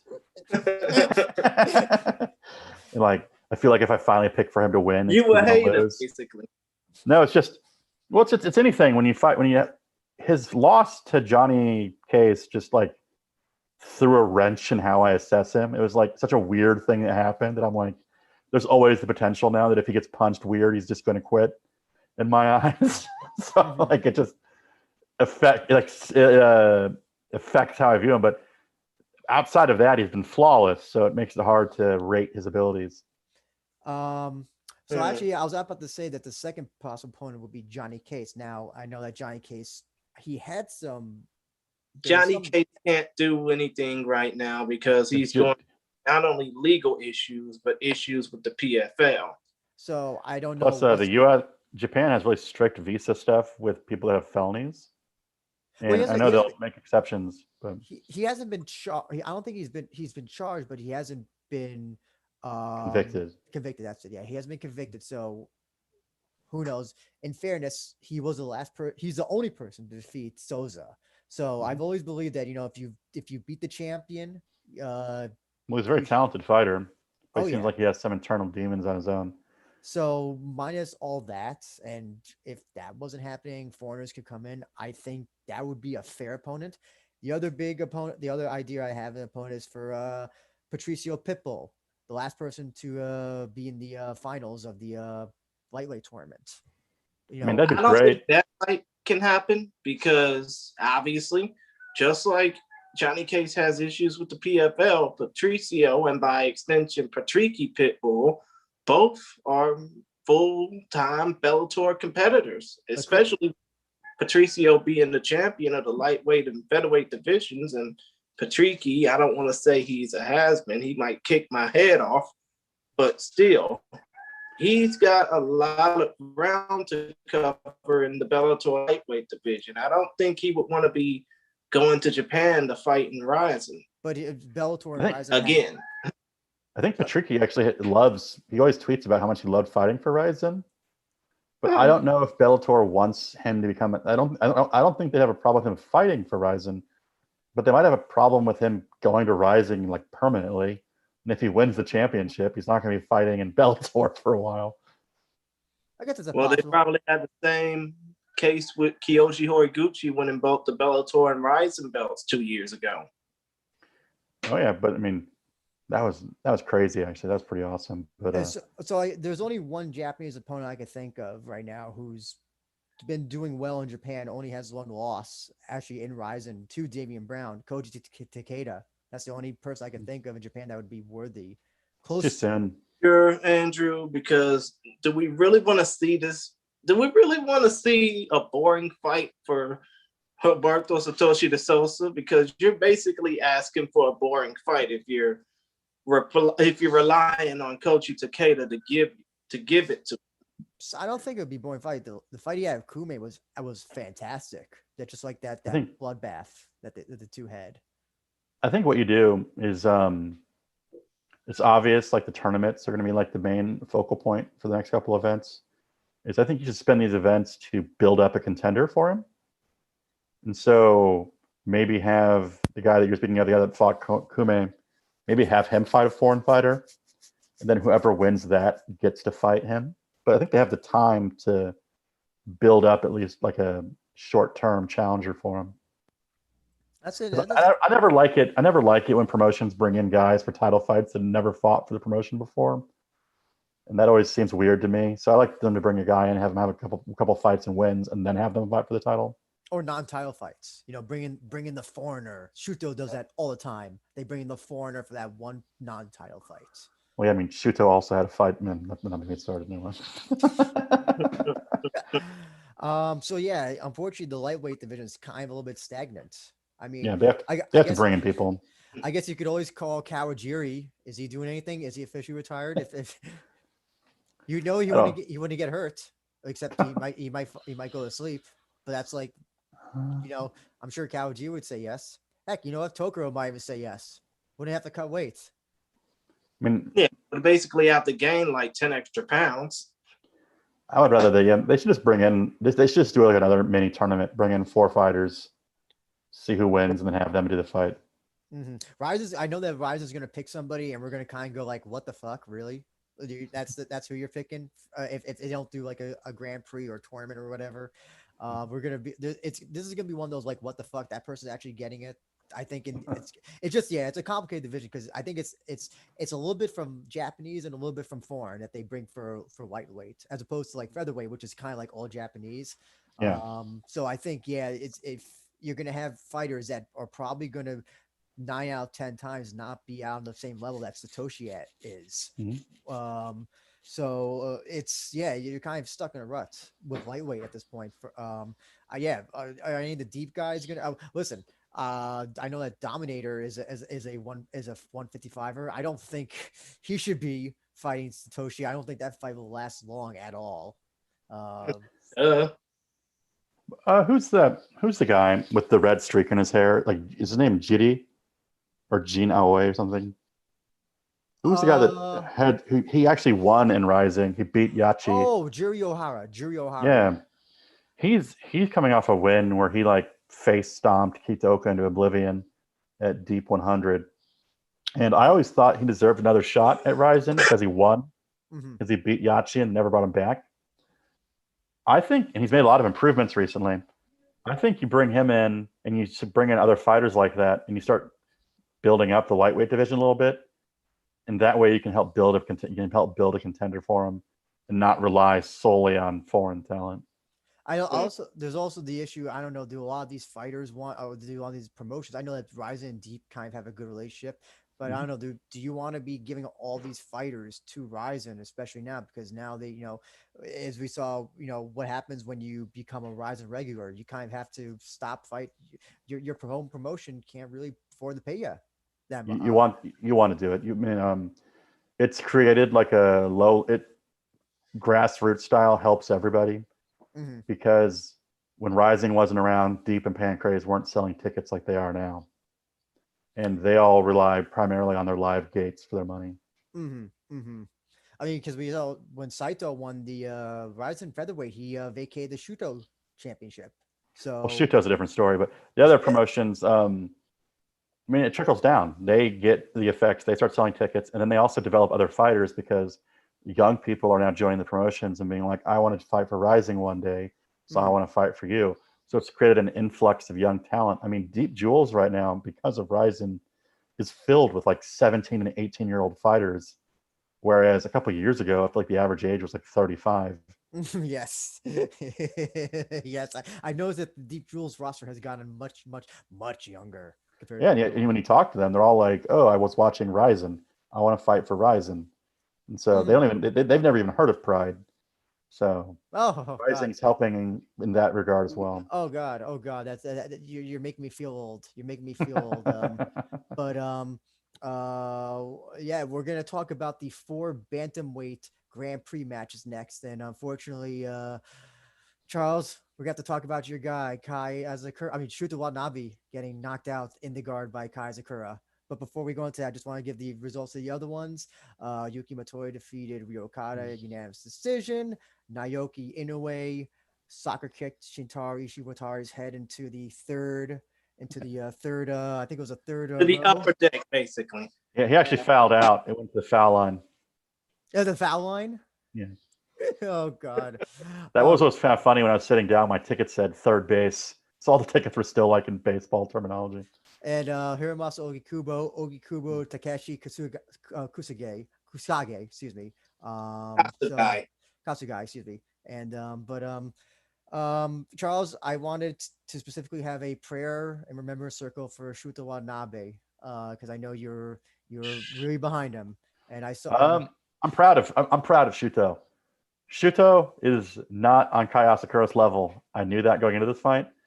And I thought Shuto did his best to try to get the fight to a spot where he had a slight advantage.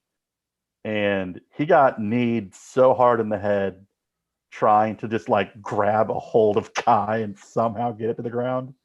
And he had this brief moment where I didn't see it on TV, so I don't know how deep the choke was from the other side, but he went for a choke. I think from what my perspective was, it looked like it could have been in, but he was just. It's very hard to go for a choke. Yeah. It's hard to go for a guard, to be ready in guard and go for the choke. Yeah. It's very rare. Like you have to be Satoshi level to maybe even get to like that to work. I remember, Kyoji was able to kind of get it transitioning into guard when he had the first Caldwell fight. But yeah, that's a very hard, like to already be in guard. First of all, you're putting all of your strength in your legs because you're trying to keep. He the did guy something down. weird too. He did like the full body lock too, didn't he? Yeah, he did a full body lock as well, which seemed weird. It's funny. Lima did that in the Asimov fight like a day before, and McCarthy made a good point that you don't the body lock is not something you do in guard unless it's a defensive thing. All it does is pull the guy down onto you, right? Yeah, but it's just hard to transition because you're basically body locks are supposed to be for rear naked chokes ideally. Yeah, I rarely ever see them go for in like guard. That's something that I only ever see it when people were trying to stall. Yeah. But listen, also the other thing I noticed is that Shuta Watanabe. So I don't know if any of you ever watched Mad TV. Charles, I'm guessing by your laugh, you're familiar with Matt TV. Are you gonna refer to him as the gender ambiguous No, person? no. I was like, his hair reminds me so much. And I was like, who the Oh. fuck is he got? His hair reminded me of Stewart. Oh, look what I can do. Yes. Yeah.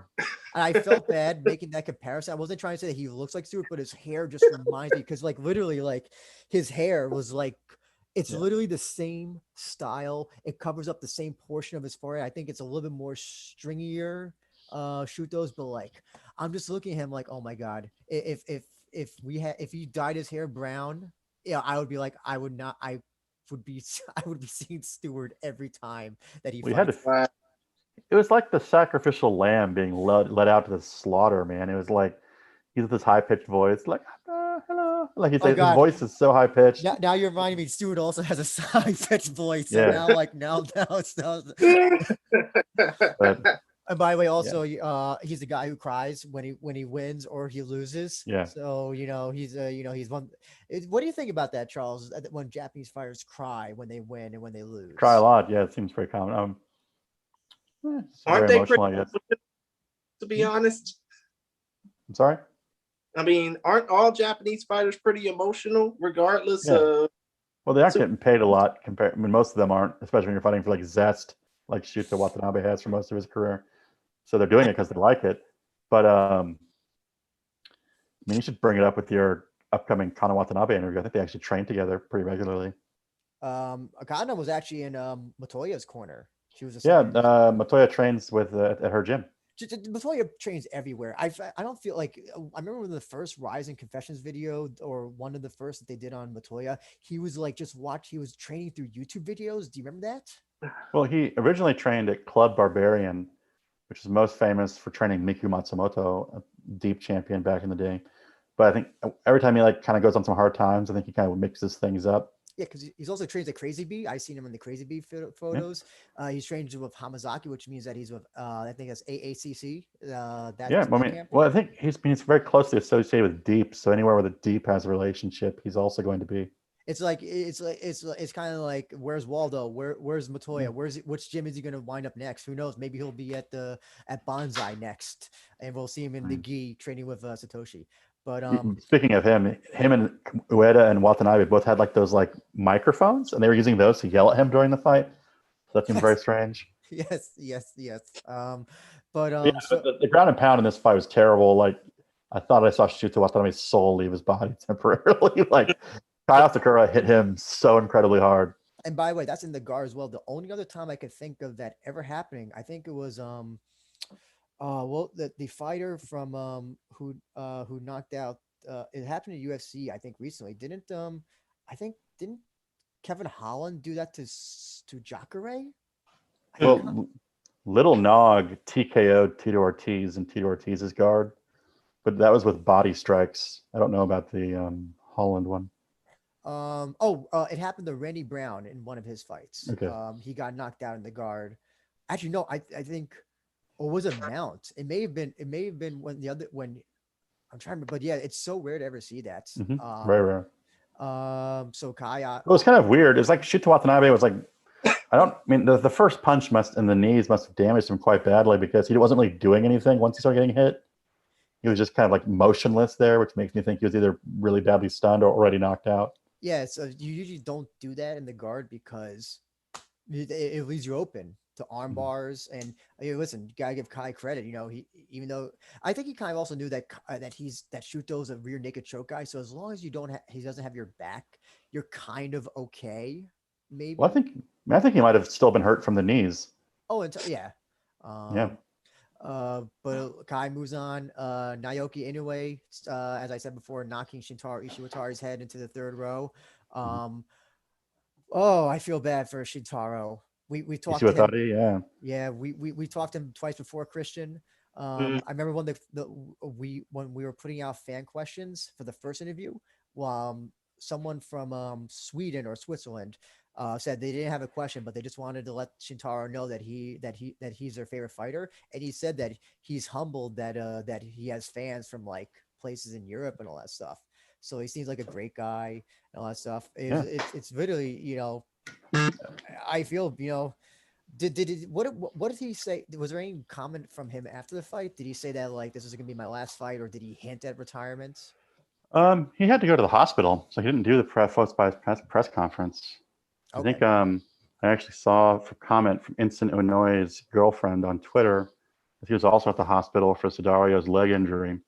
Yeah. That he was actually having a hard time recovering from the knockout. His balance was all messed up and everything. Oh, I think he said recently that he's fine, but I mean, that was a brutal knockout. So yeah. he's taken a lot of damage over his career as well.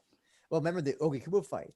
That Ogi Mhm. Kubo fight they were in was just like I think we kind of also speculated Yeah, the wear and that tear. yeah. You and I questioned about Okikubo and him, like how much more can they go through? And it wasn't. Here's the thing. This is Inoue. This is Inoue's first TKO knockout win in his entire career, It's and kind he's of never. surprising, to be honest, but He was never. So awkward in the fact that this was his first yeah, TKO KO win, that he basically had an awkward post-fight speech, whereas he had to use cue cards and help from the Rizin ring girl saying, Yeah. I'm happy to get the win via submission. yeah. What Well, was the whole audience thing? I'm sorry, Charles, but I got to really know like what was the audience reaction behind that? Like, did they think it was cute? Were they were not so sure what to I make think of they it? thought it was Because funny. I think people were laughing, and a lot of the YouTube and Twitter comments seemed to think people thought it was pretty funny. you know, it reminds me of Christian. You know how Sammy Guevara does the whole Yes, the Sam cure. Guevara from Oh, my neighborhoods who always does the cue cards whenever he wants to cut a promo during the commercial breaks for AEW Dynamite. so it reminded me. That really reminded me of that. Minus, of course, the ring girl talking. The ring girl, she seemed to be okay of it. She was Yeah, like, and you know, I mean, all those ring girls. Rising's very different from the UFC. The ring girls don't normally stay around that long. They switch them up pretty often, so a lot of the girls want to maximize their chance there to get other modeling gigs. mm, Or to get big time gigs for like music careers and voice Yeah. acting. Because on the Rising videos, they have the one old round girl. She went like fishing with Hamasaki and Horga. She's an actress now. She was in a movie that's on Netflix. oh, which one? Oh, Do you happen It's to know? I can give the name after. It's some Japanese movie. But so right now it looks like I don't know if these brackets are correct, but it looks like did they say anything about the brackets? I didn't know I didn't know the brackets were announced yet. Have they been announced? Well, because well, it's on Wikipedia right now, and I'm looking at them. It says that Yuki Motoya is going to face off against Kaya Sakura in the quarterfinals, as with Naoki Inoue versus Hiromasa Ogikubo. so I don't I know if don't that's yeah, So they want a Kai Asakura Naoki Inoue final. I think so. But because here's the thing, because the problem is if you switch those, you get two rematches kind of with Kai and Ogikubo and Matoya and Well, they Inoue. also want to give Kai the best chance to make sure he's in the finals for the Well, ratings. I don't know. Listen, Inoue's I mean, Inoue is a by tough putting Kai against Motoya, you increase his chances, in my opinion, of getting to the finals. Well, same for Inoue versus Ogikubo. The Ogikubo Inoue fight could be very tough. That could be tough for Inoue. Yeah, because Ogikubo. I mean, I think it was revealed Ogikubo. His fight was kind of strange on this card. I think he broke his hand or arm very early on in the fight, which is why he kind of had to do like a weird, like only wrestling for the rest of the fight. Hey, but it There wasn't worked. much. Yeah. It worked. Kasugai really had nothing to answer for against Ogikubo. Oh, but I'm just wondering how long it'll take him to recover from that. I mean, a broken bone shouldn't take that long, especially a hand, unless he has complications. Oh no, it shouldn't be that Mm-hmm. that bad. But I mean, But Naoki Inoue, I mean, he's a stud. His striking's so good, and his grappling is also really high level. So I think he'll be competitive anywhere a fight goes. mm-hmm, mm-hmm. But what about the loser? I mean, the people who've been eliminated. So Takeshi Kasugai, Ryo Okada, Shintaro Shitari, and Shuta Watanabe. Do you think they're going to do something with like alternates? Think they'll have them as like You have to have an alternate, at least one, and then preferably two. So you have to put two of the losers against each other just in case something happens. That way you can legitimately put the winners of those back into the tournament. Do you do? And also, random idea, maybe you don't do those fights on Rising. Maybe you have Deep have two of those guys fight, or you have Pancrazy, two of those guys fight as kind of on their main card, and just have it there in case they need to be brought up again. Yeah, but here's the thing. Didn't Deep do the same thing when it came down to a potential Pride lightweight tournament before Pride obviously went under? Yeah, I mean, I wouldn't know, but I know that wasn't Sayaki actually like the head of PR for Pride? So I think the guy that's in charge of Deep was working for Pride, which was probably a nice conflict of interest between everybody. Well, who out of the 4 bantamweight matches, Charles, who impressed you the most? Naoki. Christian, how about you? I would have to say Asakura. Sorry, Inoue. Split decision. Well, see, to me, it was my response to that is Asakura's win was very impressive, but I was always sure that he was going to win. Whereas Naoki and Ishiwatari seemed like it should have been a closer fight. And it was just such a violent, quick finish. I would have to. It's a split decision win for Naoki anyway because it's the way he won as well. This is, he's not a knockout guy. This is his first knockout, and the fact that he just did it the way he did to Ishiwatari, it was like shocking. Here's the thing as well. He also came back from being rocked as well. It looked like I was curious about that. He was at least off balance, possibly rocked. Yeah, and it looked like the ring ropes might have helped him potentially. But it also might have been the beginning of Ishiwatari's end, because it was because of that Ishiwatari rushed forward and got clipped with that counter. I think the same thing happened in the Kyoji Horiguchi fight. Didn't he rush in against Horiguchi? With Asakura Kai? No. Ishiwatari? Ishiwatari, sorry. That makes more sense that you're bringing that up. I think that you might be right on that as well.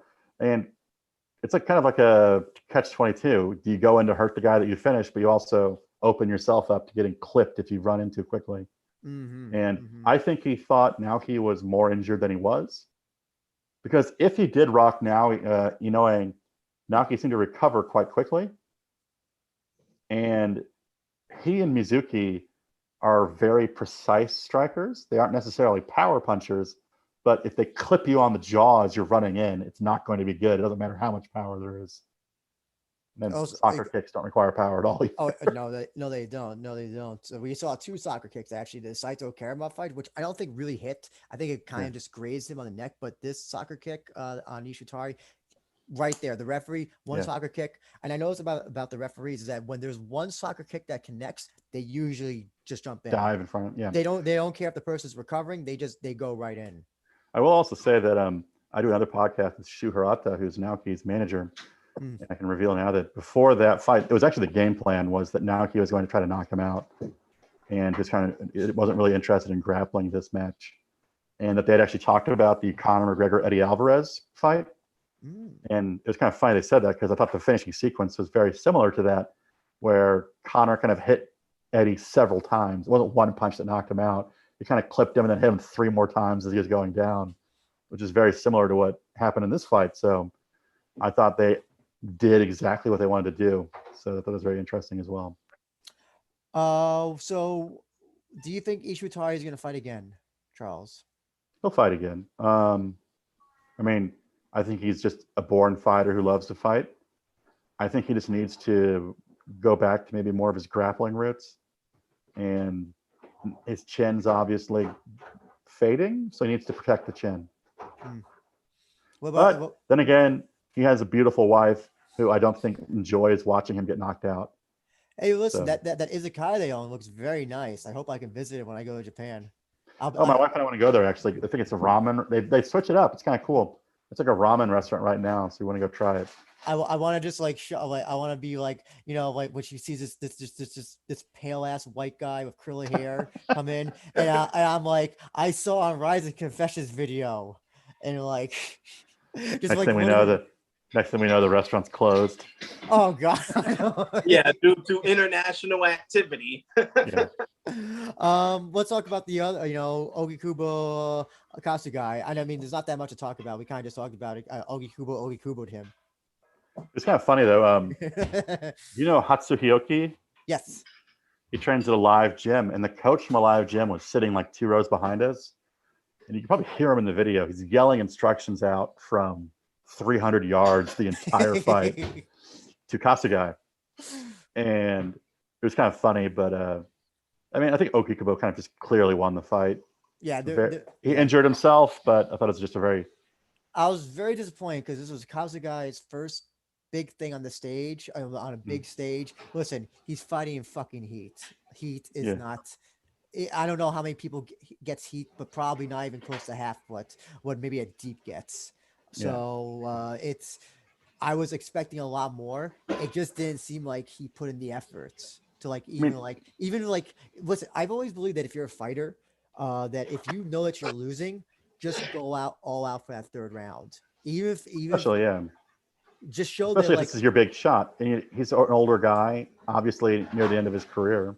And because I think that Rizin has shown, and this is kind of like the thing with Japanese MMA, the difference between that and Western MMA is that even if you lose, if you put on effort, if you show like, you know what, fuck it, I'm gonna go in there guns blazing, they'll bring you back. They'll bring you back eventually. Well, I mean, if you make it an exciting fight, they're gonna keep bringing you back.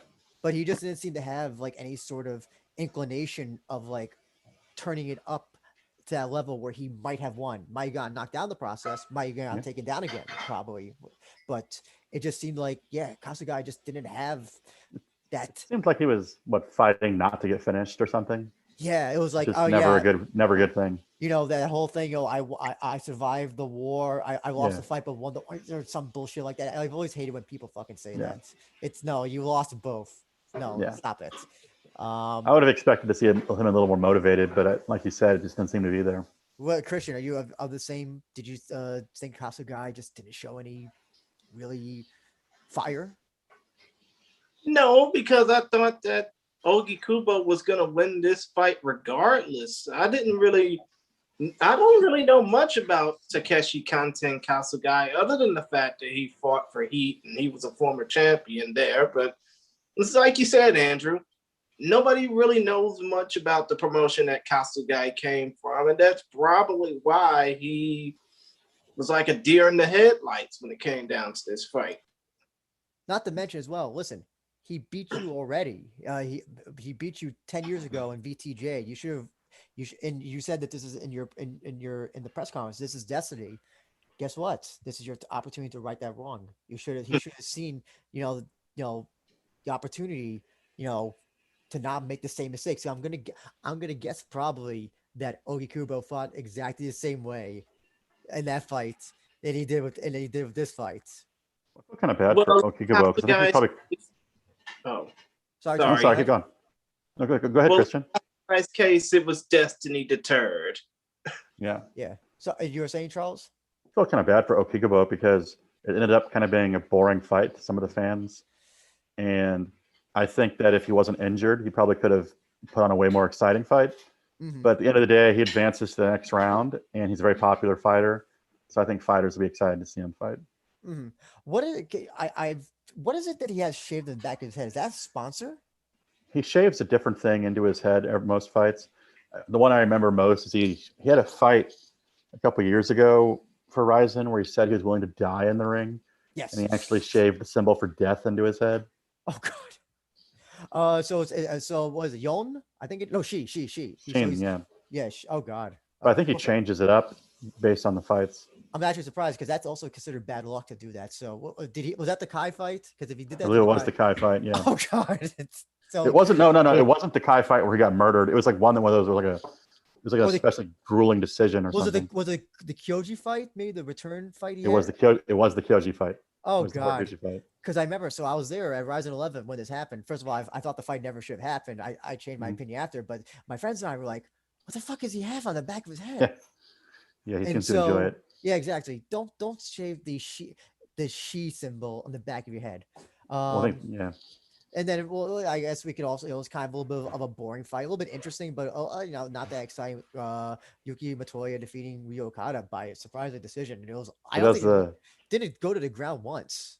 funny comment was my wife was talking about the fight afterwards, and she was just kind of like having like this like internal thought process. She was like, well, maybe it's just Matoya. Is he always in boring fights? Like she was just trying to think about it. That's the thing. That was maybe the most boring fight that he's ever won. Like there was no crazy ass submissions or anything. There was a thing at the end where I think that was actually like the last 30 seconds were on the ground, but like it was just kind of like a stalemate. But do you think it's? I feel like he feels very fortunate to be in the tournament.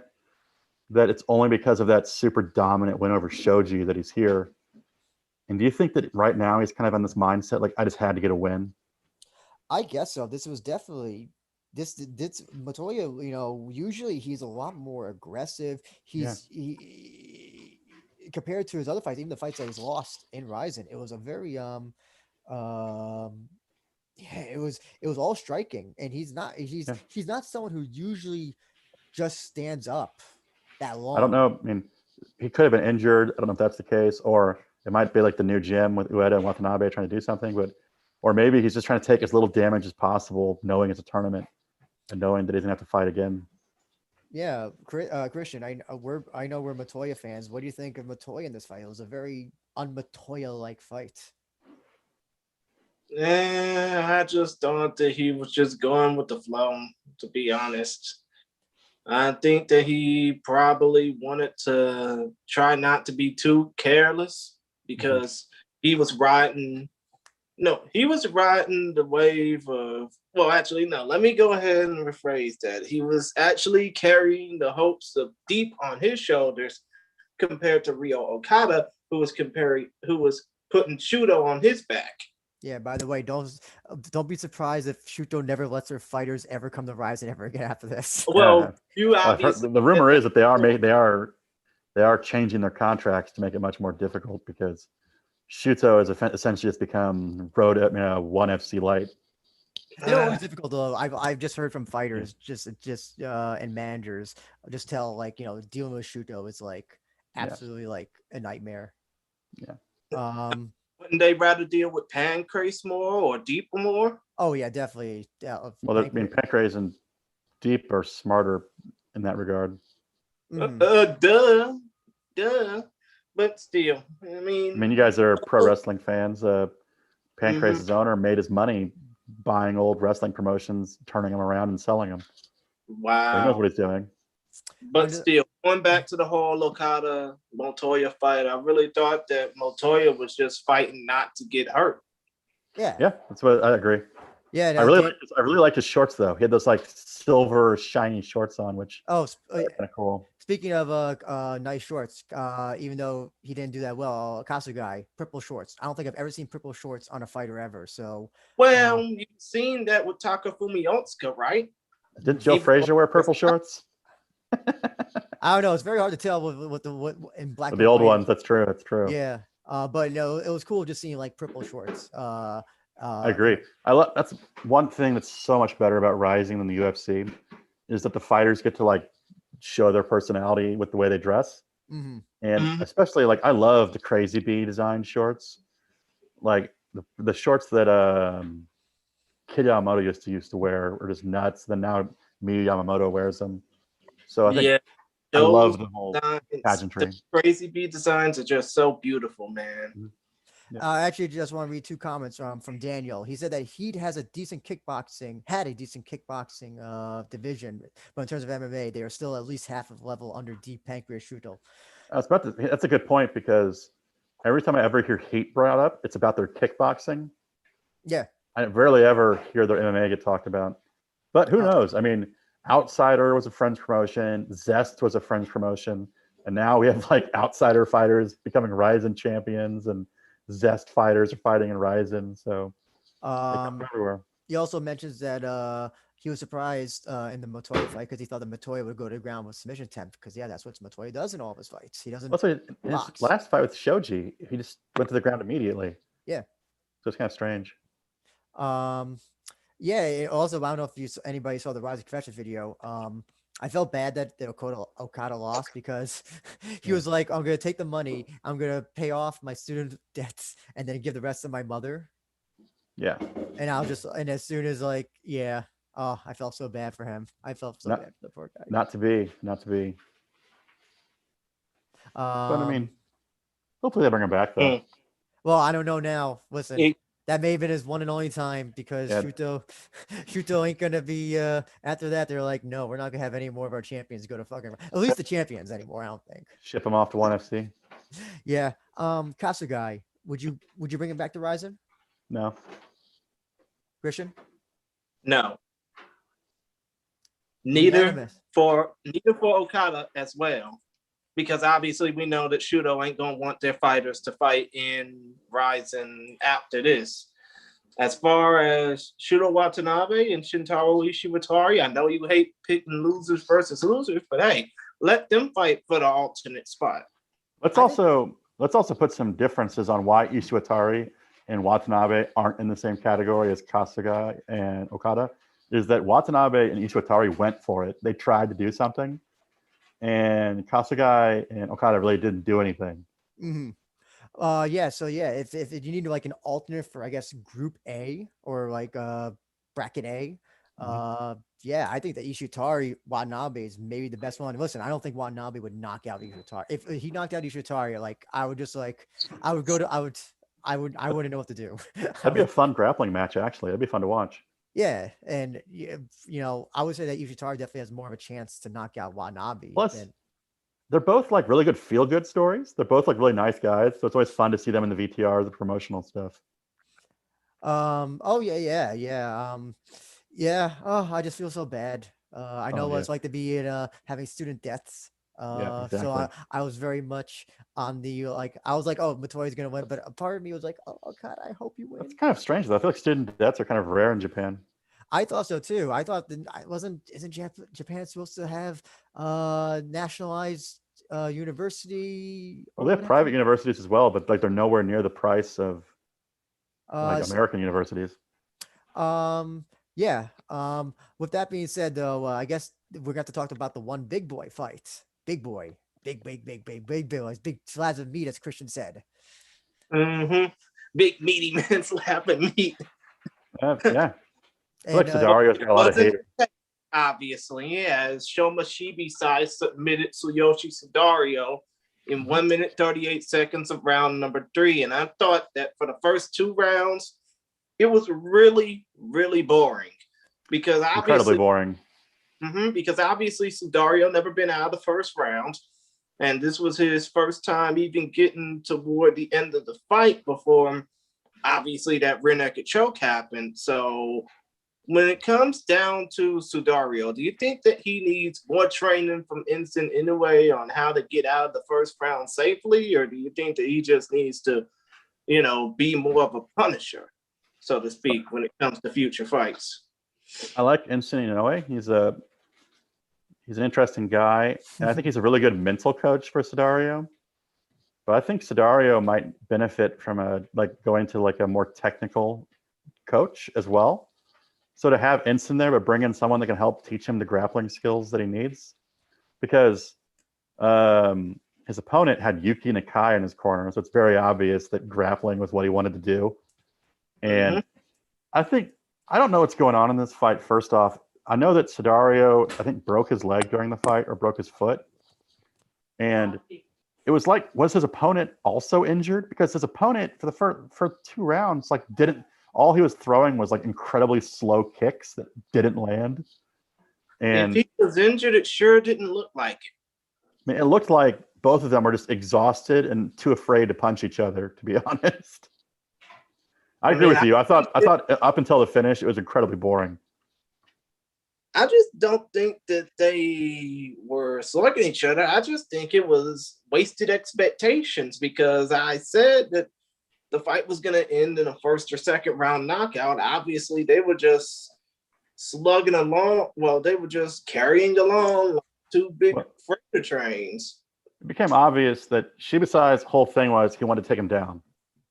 And he tried to take him down in the first round, and something weird happened where like Sidario bounced off the ropes and it didn't go down. And after that, he was like, I'm not going to get knocked out. I'm going to wait for Sidario to rush in and take him down.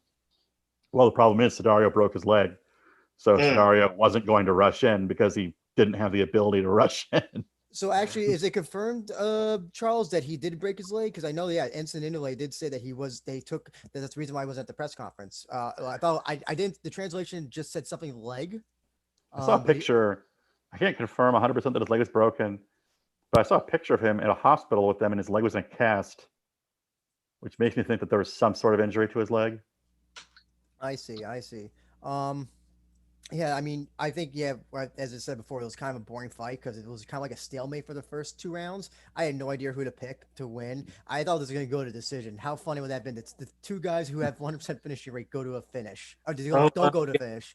It would have been like the Paul Simtex Daly versus Michael Venom Page fight. Or a better example, Derek Lewis and Ngannou. East Lewis versus Francis Ngannou too. But if you remember in our previous show, I was like refusing to pick the winner in this because I was just like, how do you rank Sidario, who's never fought a legitimate MMA fighter, against a guy who seems to be older but also has won some fights with some submissions? I mean, but just kind of on the trajectory that Sidario was going, he seemed like he did the training in America to prepare for his fight at Extreme Couture. He seemed to be taking this fight, like much more seriously than the other ones. No, he took it very seriously, but I mean, how much good does training at Team Couture for a week actually do in the short term? That's the kind of stuff that I think, you're a jiu-jitsu guy. That's the kind of stuff that I think you need to do long term. And as it becomes muscle memory, as it just becomes second nature, that's when the real benefits come in.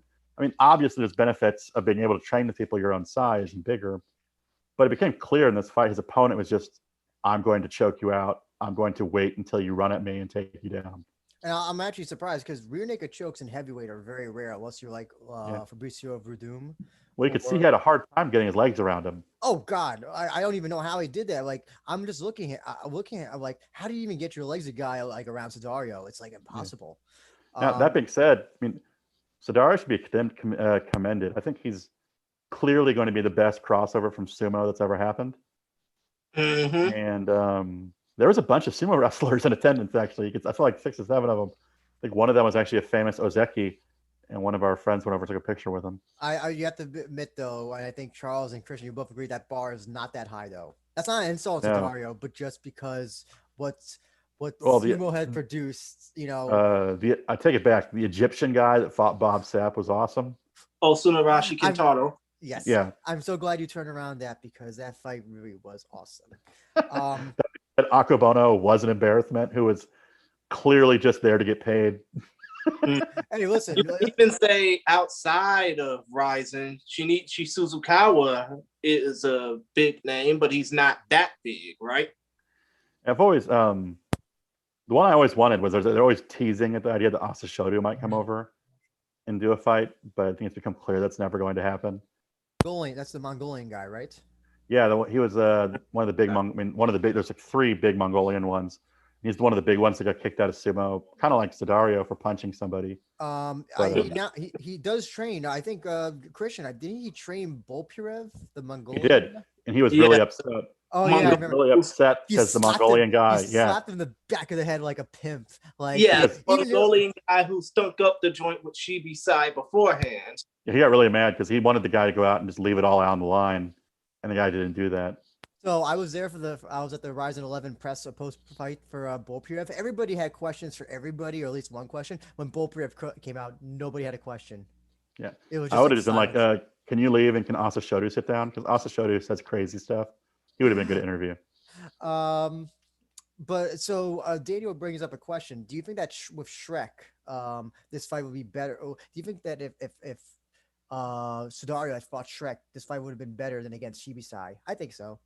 Yeah, I think it would. Not only would fire on. Well, Charles, go first. Continue, CJ. I'm trying to get my words out. No, Christian, go ahead. Oh, okay.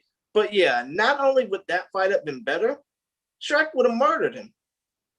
You think so? I don't think so. I think it would have been a better fight because it would have been over quicker. Because Shrek would have either beaten him or Shrek would have gotten knocked out. And either way, it would have been better than what we got. Yeah, I think Shrek would have been knocked out. I think so that's the problem now you have with Cesario is that he's made the best But heavy. But Shrek does train with Team Bonsai now, and he would get that magical rub from Satoshi and Koike and somehow throw a flying triangle and beat Sidario. So I don't know if you how deep into jiu-jitsu you guys follow, but there was a super fight between Shrek and Keenan Cornelius. Do you know who Keenan Cornelius is? Isn't he like an incredibly high level jiu-jitsu guy? Yes, but he's also like 180 pounds, 170 pounds. And Shrek couldn't even pass this guy's guard. And the size difference obviously is immense. Yeah. And yeah, I love the fact that Sakina is a police officer. Well, not even, I don't think he is anymore. The former police officer. Yeah. And he had to wear the mask when he had his fights because apparently you can't. Yeah, it's a really respected profession over here. Like they have really high standards. I saw that one fight he had in Deep where he had to wear the mask. It's got like 100,000 views just because like it's a big guy wearing a mask. Plus, they could have. I know that Sidario is tired of it, but they could have kept the pro wrestling thing going. Yeah. Oh yeah. They should have had another All Japan wrestler because all the guys he's faced so far have been connected with All Japan Pro Wrestling. I don't know if Shrek's ever fought. I know he's done Noah. Maybe he's done All Japan. Maybe like tag team or something. But yeah. And at least Shrek is maybe the highest level of the three guys. I'm not taking it away from Minuwa Man, but Minuwa Man doesn't count. I mean, Minuwa Man was a corpse that they rolled out in a salaryman suit and told to go fight. I mean, I saw Minuwa Man fight 10 years ago, and he was too old to fight then. I love that. You fought someone fight 10. He actually, you know what the funny thing is? His debut was before Cesario was born, even. Right. But you saying that they brought out Minoa Man, like the corpse of Minoa Man, I think that's kind of an insult because we all know that if Minoa Man was truly in his prime, Cesario, no disrespect to Ensign anyway, he would have probably got wrecked. Minuwa Man would have. I mean, it would have been a classic Minuwa Man fight during the Dream days, where he would have just gotten ankle lock and won the fight. Yeah. So with Cesario, I mean, like, what do you do with him next? I mean, do the Sekine fight. How about Ryo Okada? I mean, Ryo Sakai. Ryo Sakai, yeah. Is that the big fat guy that fights for Deep? Yeah, I think he's the Megaton champion. I mean, Cedario's going to hate it, but I think you need to lean into the freak angle and give him fights like that just to get him time to build up his skill level. Because we forget, like, the guy's barely been fighting. Sumo, like, isn't a legitimate combat style. He needs to learn how to grapple. He needs to learn how to do all his striking, get it together. And he's advancing really quickly, but he's still only been doing it for a couple of years. Well, I could definitely tell you. I think I got two opponents in mind, even though, of course, heavyweight, like atomweight and lightweight, are basically foreign field. I think I got two opponents in mind. Seigo Michiguchi, who's currently a fighter for Deep. And I don't know if y'all heard this name for a while. He had fought twice in Rizin before. I don't know if No, not Shimatov, not either Shimatov brother. No disrespect. I was thinking more along the lines of Jaideep Part Singh. Oh, the former Deep champion. Yep.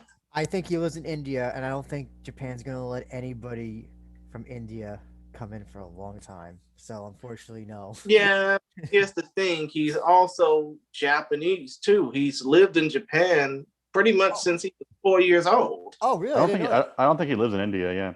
Oh, okay. My bad. I stand corrected. I thought he was in India. I say you go the freak show route and you give him the Megaton guys. Mm-hmm. Give him the deep like Michiguchi. Yeah. Give him the Megaton guys. Because that's what's going to get views. People are going to be interested in that. Get them some wins. Give them more time to train and get better. And then you start bringing legitimate guys over. I definitely know that Ensign Inzaway is not a fan of the pro wrestling thing. We talked to him, Christian, every time that Siddhar's had a fight, and he's not a fan of them. He's not a fan, like when they're showing, when they send when Rizin sends him videos of his opponents and they're like doing drop kicks and clotheslines. Well, I mean, it's like when Gabby Garcia got mad. Well, you better not bite the hand that feeds, or they're not going to stop giving you offers. And they're building you up. Like, they're building you up and giving you time to train. They have to see it for what it is. Daniel says overalls Ariyama. Who's familiar with him? Ooh, overalls Ariyama. Okay. Deep Megaton legend. Megaton legend at 0-2. Oh my god, you gotta see a picture of this guy, Charles, if you've never seen him before. Is it Itomo Ariyama? Yes.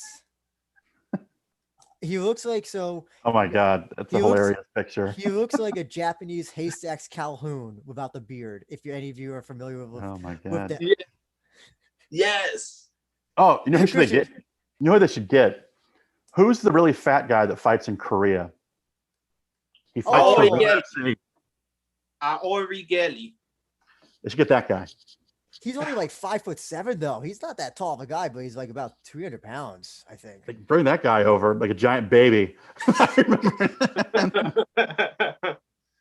Now I guess the even harder question is, what do you do with Shibasai? That's a hard question because I feel like they wanted got several wins in Rizin, but like, what do they do? I mean, he's not really have a following. He's not like a particularly popular fighter. He's just kind of like a guy they use out of necessity because he's the only legitimate heavyweight they have. He doesn't seem like he seems like a journeyman fighter, or like he kind of just does fighting on the side. Yeah, I mean, plus, I mean, like his leg looks severely injured with the amount of tape that's on it. You just gotta wonder how he's physically holding together. And in fairness, there wasn't that much exciting stuff from him in this fight up until the end, really. My theory is he had to have had an injury because he was barely moving. Oh, I think so. I definitely think he had some sort of injury. I don't know what happened. Maybe he was practicing the takedowns. Because I mean, his leg looks like a Sakuraba leg. It's taped up from the ankle all the way up to the thigh. Yeah, I don't know what you do with Shibasai. I mean, it's really like without. Unfortunately, I feel like you don't do anything. You tell him go to deep or something. Tell him go to pancreas or something. Fight a light heavyweight. Thank you for your service. And you give Sidario a couple fights, then you have him let him do a rematch. Oh, nah, you can't do that. You can't have him go out like that, especially off a win as big as that was. I mean, just like saying the whole Shibi, just like you saying that Sudario should fight Aorigeli, who, by the way, is 6'2", 360. And I don't think that fight would work, but it would be damn sure entertaining. But you give Shibisai a loan offer to go fight in other promotions like a Pancrase, like a Deep, against some of their top big boys or, foreigners that just so happen to live in Japan. He's better off going to like a Bellator. He might doing the Strasser Kichi thing. There's no welterweights in Japan. Shibasai's only 30 years old. I assumed he was significantly older. It's like the Otsuka thing where like Otsuka looks like he's 50. But like it's like only 34 or 35 or something. But it's just because he's been fucked up in so many fights, like his face is all ravaged with just. I mean, Shibasai's got a good record. They just need to somehow get heavyweights over for him to fight. Or he has to go to where the heavyweights are, and that's Bellator. Or he's already fought for Bellator. He fought for them when they were in Japan. Oh yeah, so they should leverage that to going over there. But have him fight Czech Congo. That wouldn't happen. Besides, that would be too much of a gimme fight for Czech. And that would be up to his career. Here's the ultimate freak show fight. So, December 31st, New Year's Eve. Shoma Shibasai in a kickboxing fight against Tenshin Asakawa. Oh my god, that'd be kind of amusing. But I mean, like if you hit Tenshin once, Tenshin might die. You know what?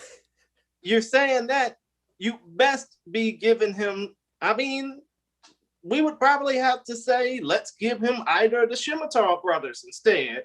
That's Sakaki Bar's revenge for Tenshin wanting to go to boxing. He's like, That's true. I think Shibasai's already beat one of the Shimotovs, right? Have him fight the other Shimatov. Have him build a story of him beating both of them. I think it's he beat Vitali's the one that has the more of the personality. He's the light heavyweight. He beat Sergey. Sergey, that was it. It was kind of by a foothold or whatever that. Yeah, right. Absurd. Leg lock. Kind of Yeah. upsetting to see a Russian lose to a leg lock, especially with the Sambo's background. Oh, yeah, that is the ultimate in irony. And we don't have that much time, but Bay Noah, Dominator Yamasu. I think we can all just agree that Bay Noah in his debut looked fucking amazing. Like phenomenal, is awesome. And even though he lost, I mean, way to introduce yourself for the rising fans. They love him now. Mm-hmm. Oh, and like as soon as he took off the uniform, Jesus, like I know that he kind of wears like the longer shorts or whatever in Rise when he's doing kickboxing, but I can say this as a straight man, this guy looks good He's very in rich. He's very rich. MMA shorts. Plus, he speaks fluent Japanese. I mean, the crowd's gonna love that too. Oh, Well, of course he Plus, he was does. making them laugh when he grabbed the ropes and they penalized him. He yelled, "I'm sorry." I mean, of course he speaks fluent Japanese. The dude's been living there from Torrance, California, USA, by the way, originally, since he was 2. You'd be surprised. There's a lot of foreigners here who have lived here for 10 years that barely speak the language. I think you were telling me that was it Kleber who doesn't like speak proper Japanese. He kind of just speaks Portuguese because like his Japanese is like all over the place. So Well, if you watch the fight, actually, Kleber is like yelling for somebody, and he's trying to get his translator in the ring because he doesn't feel comfortable speaking Japanese. Like he speaks basic Japanese and he spoke Japanese, but he wanted a translator to come in and speak for him. oh, listen, Satoshi's is light years ahead of Yeah, but I mean, because I think Kleber came to Japan when he was 14, mhm. so probably a rough time. I think I like what Daniel says. He didn't know that Kyokushin karate teaches takedown defense. Listen, he looked good. Listen, even though it was a little bit of a weight advantage, you expect that Dominator would at least know where his strengths are in this fight. He got his face fucked up. I felt so bad for the Dominator. There were so many jokes on Twitter about how that was like his nickname shouldn't be the Dominator. Oh yeah. Oh, by the way, we should also mention yellow card and red card for Baynoa for grabbing the ropes. I thought the red card was excessive. I think we were talking off air. I think it was just because he was just this. Listen, like you said, Charles. If somebody goes to take you down, you have this ring rope right behind you. You're just instinctively gonna grab for it. And listen, even professional fighters do all the time. We see people grab the cage and all the time. I don't think it's intentional. I think it's intentional. But I call it like subconscious though. It's like not something you're thinking of doing. You're just like, shit, I'm falling. Yeah. Listen, and Baynoa is not used to having being taken down out of the ring in his kickboxing matches. Plus, I mean, if someone's beating the crap out of you on the ground and you grab the rope and get up, people are going to do that. It's just going to happen. But I mean, it's his pro debut. Cut the guy some slack. He was amazing. He escaped numerous submission attempts. Got the Dominator got to full mount. He escaped from that, reversed the positions, got up and got out.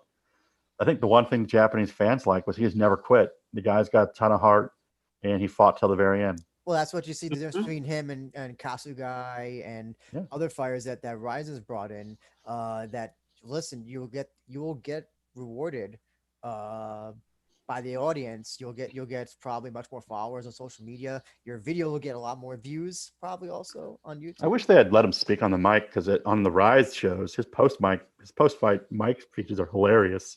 Like he's really funny. Oh, he's a great hype man. He's like he does like a comedy thing. I think. Yeah, he's so funny. Like the crowd laughs so much when he speaks after his Rise wins, and I think he had mentioned in the past that Rise he wants to fight for Rizin, and I think this is his foot in the door. His fight's got a ton of views. Post fight got a ton of views. He'll be back. Well, it's pretty clear that the dude's Rizin worthy. Obviously, ain't I right, Andrew? Because absolutely. Because when you think about it. He's got the charisma. He's got the capability. He's got the ability to attract people, and in a way, he can put asses in seats. So, but before you say anything, Charles, I just want to also say this was the perfect opening match to have. Baynoa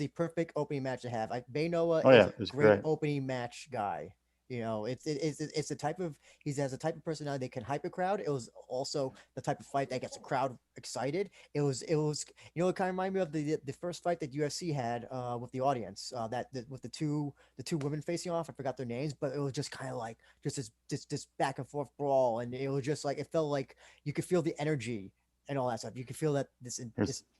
But sorry, Charles, go ahead. All I can think, mixed rules matches. They got to bring back the Gionotsu style mixed rules matches where you get Bay Noah against an MMA fighter. First round kickboxing rules, open finger gloves. Second round MMA rules. Those fights were all awesome. Gionotsu versus Shinya Aoki and Gionotsu versus Kikuno were amazing. And I think Bay Noah should be the successor to the mixed rules matches. But hey, you can't forget the best mixed rules one of all time. Shibatar versus Hiroya. There you go. But I'm going to dispute you and say that the Gionotsu Shinya Aoki is the greatest one of all time.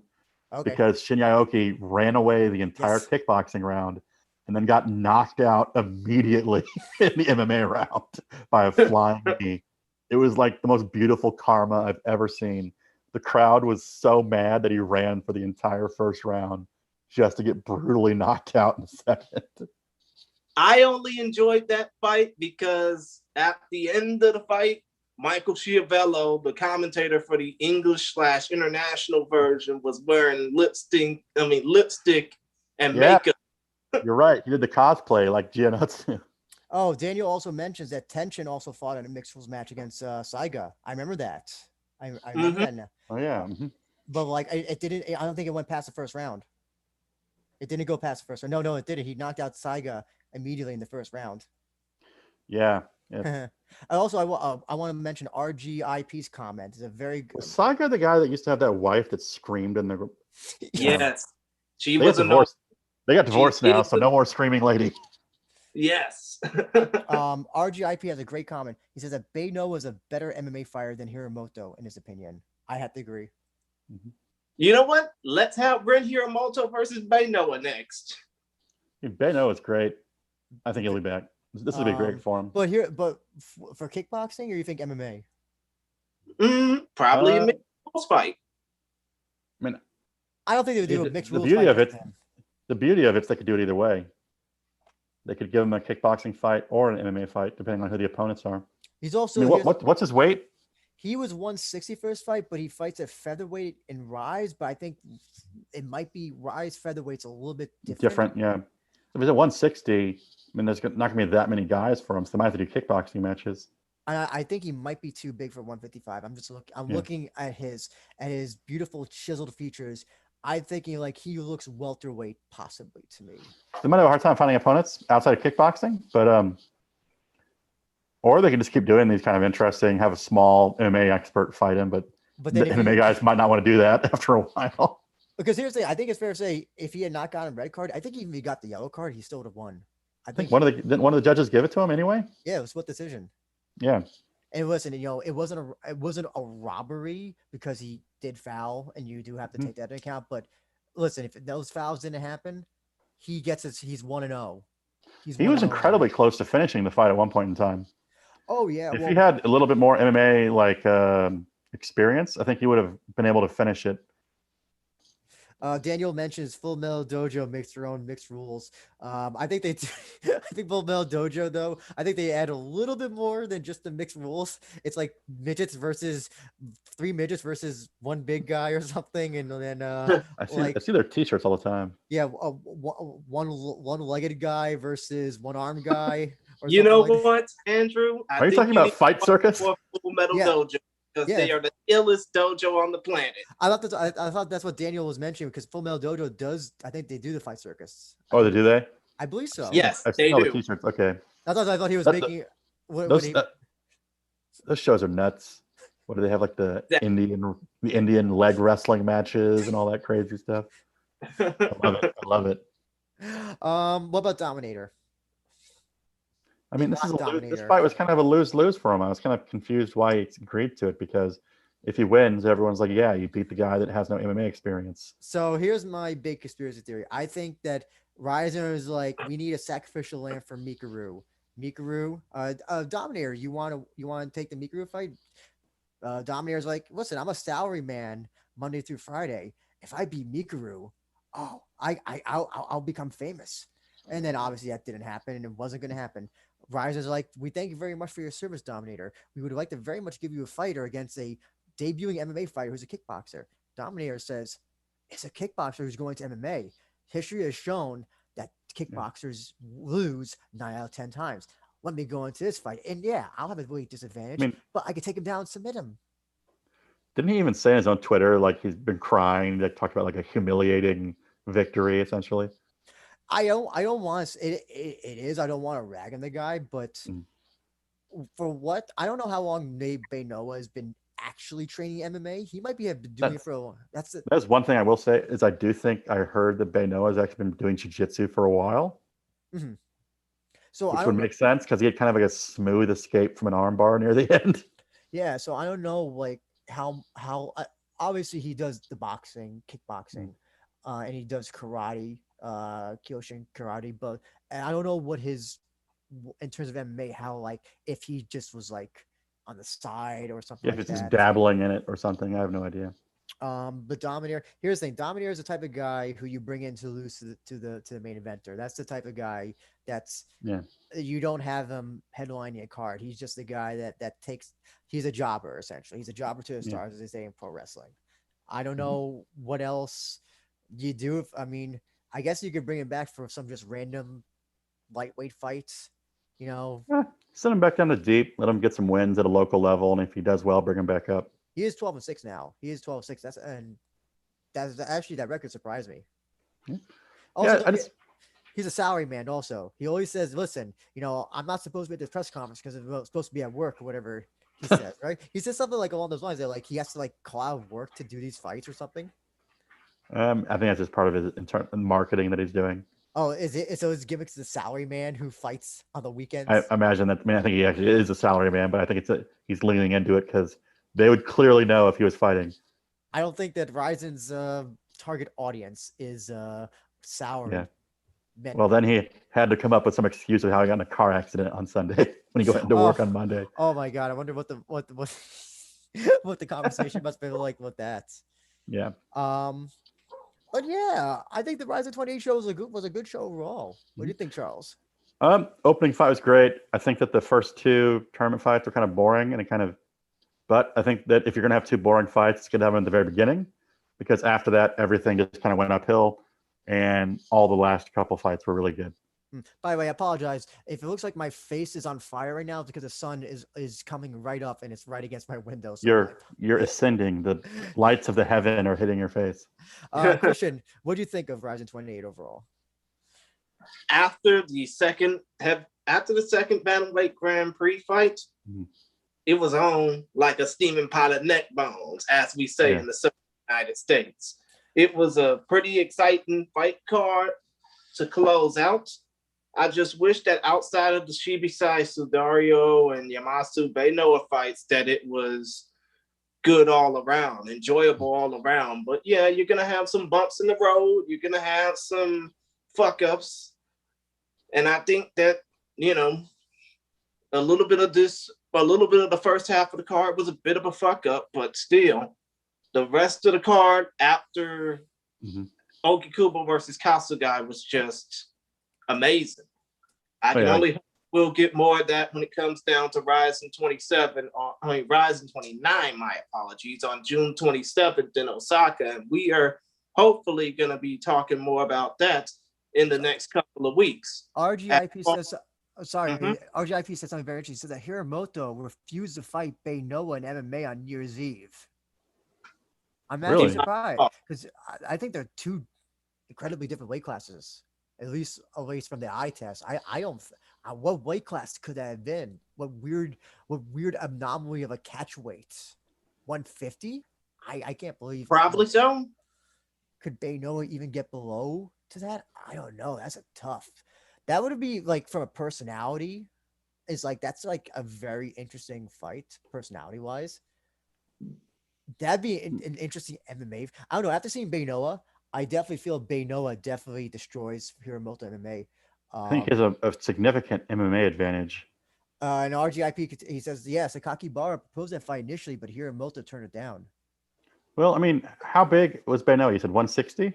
Yeah, for this fight, he was 160. So I'm assuming he's probably around 170 normally, maybe. I think what Ren Hiramoto is like, what, 150? Yeah. Hiramoto's, So here's we probably have to have it at 155 just to meet in the middle. I think, yeah. Listen, Beno, especially after watching this, Beno would have wiped the floor of Ren Hiramoto. It would have been an interesting fight, like I said, from a charismatic and personality standpoint, because God knows what would come out of Hiramoto's mouth to put down Benoa. That's my problem with Hiramoto, though. It's like he's got to get a win before to maintain this shit talking. Oh no, I disagree. Listen, that's the one of the things I love about him is that win or lose, he'll shit talk you. And listen, that is so rare from a Japanese MMA fighter. I kind of welcome it. Oh, I think it's just gonna become hokey. He's got to win now, especially. Imagine if he goes like 0-5 and he's still shit talking all this shit. That'd be kind of hilarious. He does like a Bob Sapp tour of shame, loses 20 fights in a row.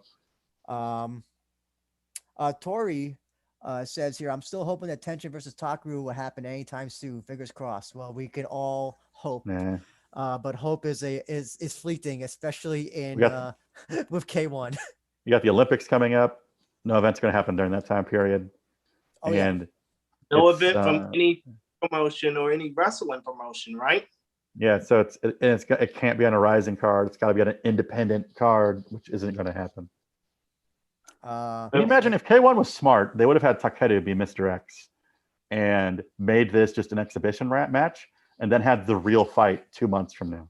Hey, if K1 was smart, they'd have their shows available on Fight TV or something, because I'll never forget this. So last year when they had the K Festa show, remember there was like the only show that was happening like 1 week. Remember it was in Osaka, and like they were running unopposed because no MMA shows were happening in Japan, no MMA shows were happening here. They were the only thing that was running that week.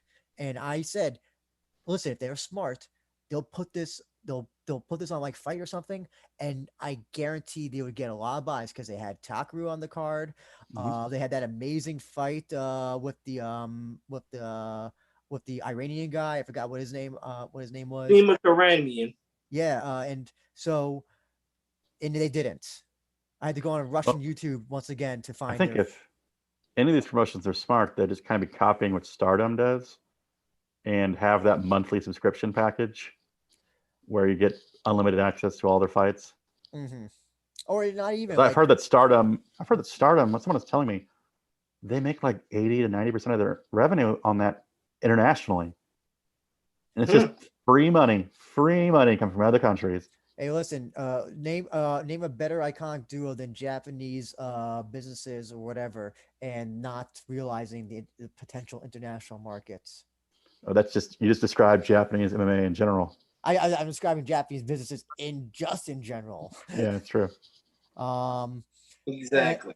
So, Charles, what was your favorite fight of the night, and did you have any exceptional finishes of the night? 2 or 3 favorites.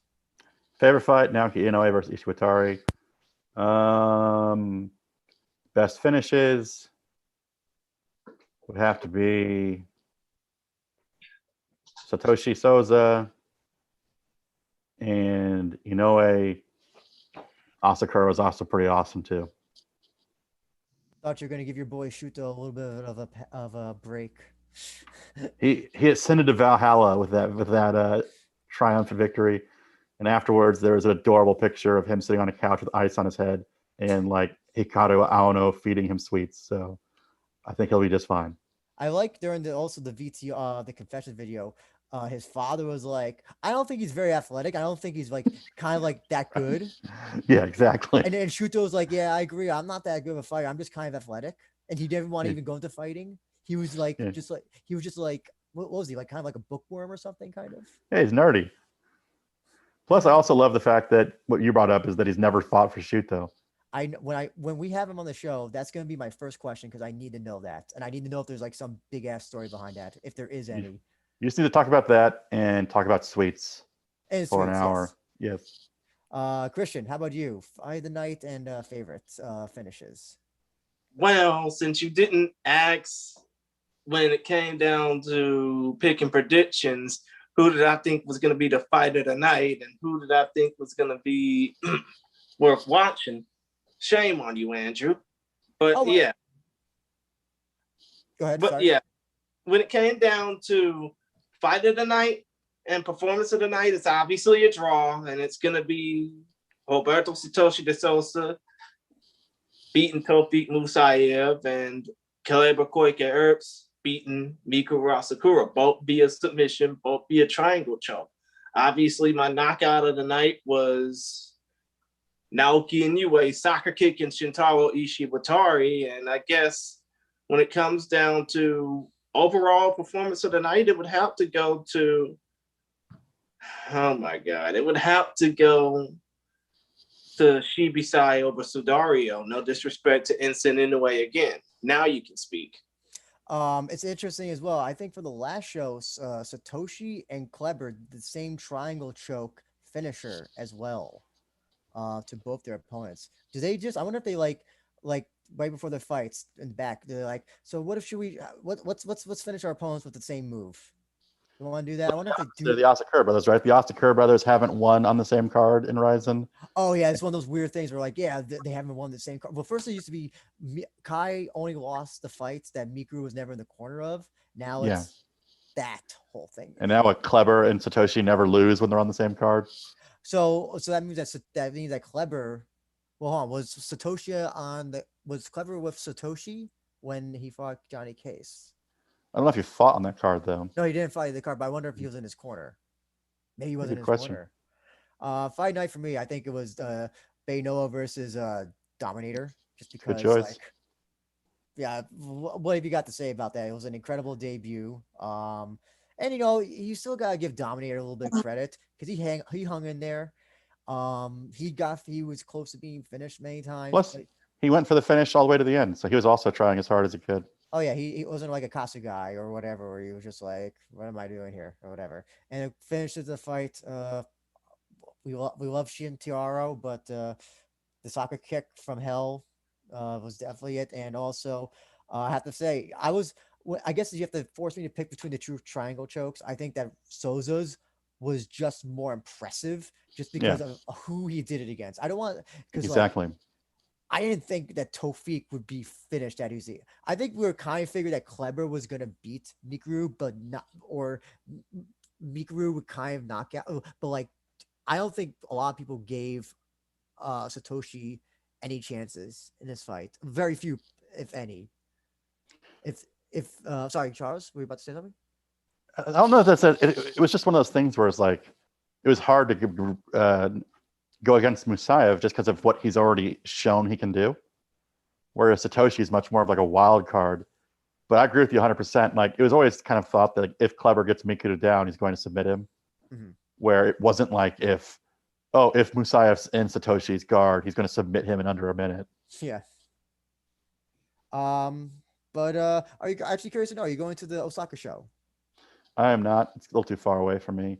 But I am going to the Deep Jewels and Deep show this weekend. Oh, excited for that Bantamweight tournament. That'd be awesome. As long as nothing else fucks it up, because I think that I have that tournament is like that tournament's been screwed. There's been some sort of it's been pushed back so many times. Pushed back and fighters pulling out. And I think two of the alternates are in or something. Two of the fighters already lost, or they put them in. They lost. They lost one of the fighters. She got sick, and then like for some reason she still can't fight, so they're bringing in Nisei to fight again. Oh, that's so weird. Poor Deep Jewels. Yeah. And you said you're going to there's another Deep card as well. The day before. It's a busy weekend. So on Saturday and Sunday they're having like 4 shows. So Deep's really pumping it out. They kind of want to buck the in case a state of emergency gets called. They want to just like, okay, let's try to at least get 4 shows in and get some tickets sold to this. Well, if I had to describe it, I'd say the Saturday shows are kind of like they're like up and comer shows where they're like kind of developing talent. And the Sunday in the morning, the afternoon is Deep, and then in the evening is Deep Jewels. So like Sunday is kind of like the established fighters, and Saturday is more of like these are the up and comers. So when it comes down to that double bill on Sunday, isn't that like a doubleheader in baseball? One ticket pays for fight cards. It does not. It does not. But I'll be in the press section, so I should be fine. Oh, so hold on, just for Verizon, you weren't in the press section. You were like you bought. No, I choose to not sit in the nosebleeds for Rising shows. Oh yeah, you mentioned that. Or the plus, I want to have at a Rising show. I want to be able to have a beer or something. Oh, you can't drink? Not if you're in the press. Oh. Rising has. You don't remember that? There was like a whole thing where they threw some foreign media guy out because they accused him of drinking a beer. And then they released some press conference about like the rules that media had to follow while they were there. So that was probably during Mayweather tension, I'm guessing. I don't remember when it was. I don't think it was then. I think it was. I mean, it was probably though because of all the foreign press that rode Mayweather's shock. Yeah, but I think as opposed to some American outlets, like when you're in the press section here, it's like much more serious. You're supposed to like actually be doing press stuff and send them the articles afterwards.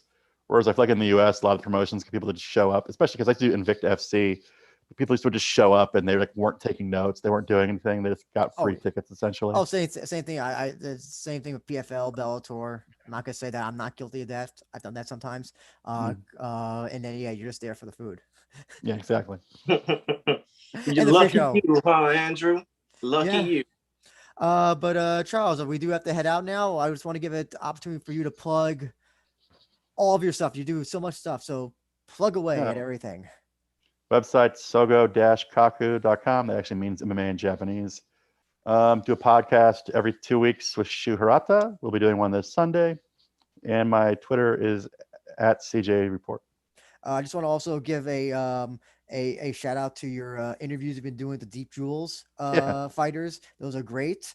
Just plus my favorite one recently is with Yukari Nabe. She's good friends with Mizuki Inoue and Kanako Murata. I think she's going to be the next big deal. She'll be fighting stateside. And she's obsessed with dinosaurs. So if you want to read about a fighter who's got like 6 dinosaur tattoos and loves dinosaurs, it's a good read. We also talked to Ottawa Nagao as well. Yeah. Any more interviews coming up? Not. My interview schedule got all messed up because the event kept getting pushed back. But I interviewed every fighter in the tournament. And some of them were before the last event, but I'm going to release an article before the event with all the links to all the interviews. So if you're unfamiliar with any of them, it's going to be good to check out. And I also interviewed Miki Matono and Seika Izawa, who I think whoever wins that fight is UFC bound. Interesting. And also, I gotta give a shout out to your podcast with Shu Hirata because thank you. Oh, I love that. I love it because being that he's involved with all the promotions, he's got fighters in Japan. Also, he's got fighters in Brazil. Just hearing from his perspective, especially the Japanese side, is very interesting because you just hear about things that just you can't hear from anywhere else. So, I think he was the first one. He was on our podcast. He was the first guy to tell that Takeda was injured.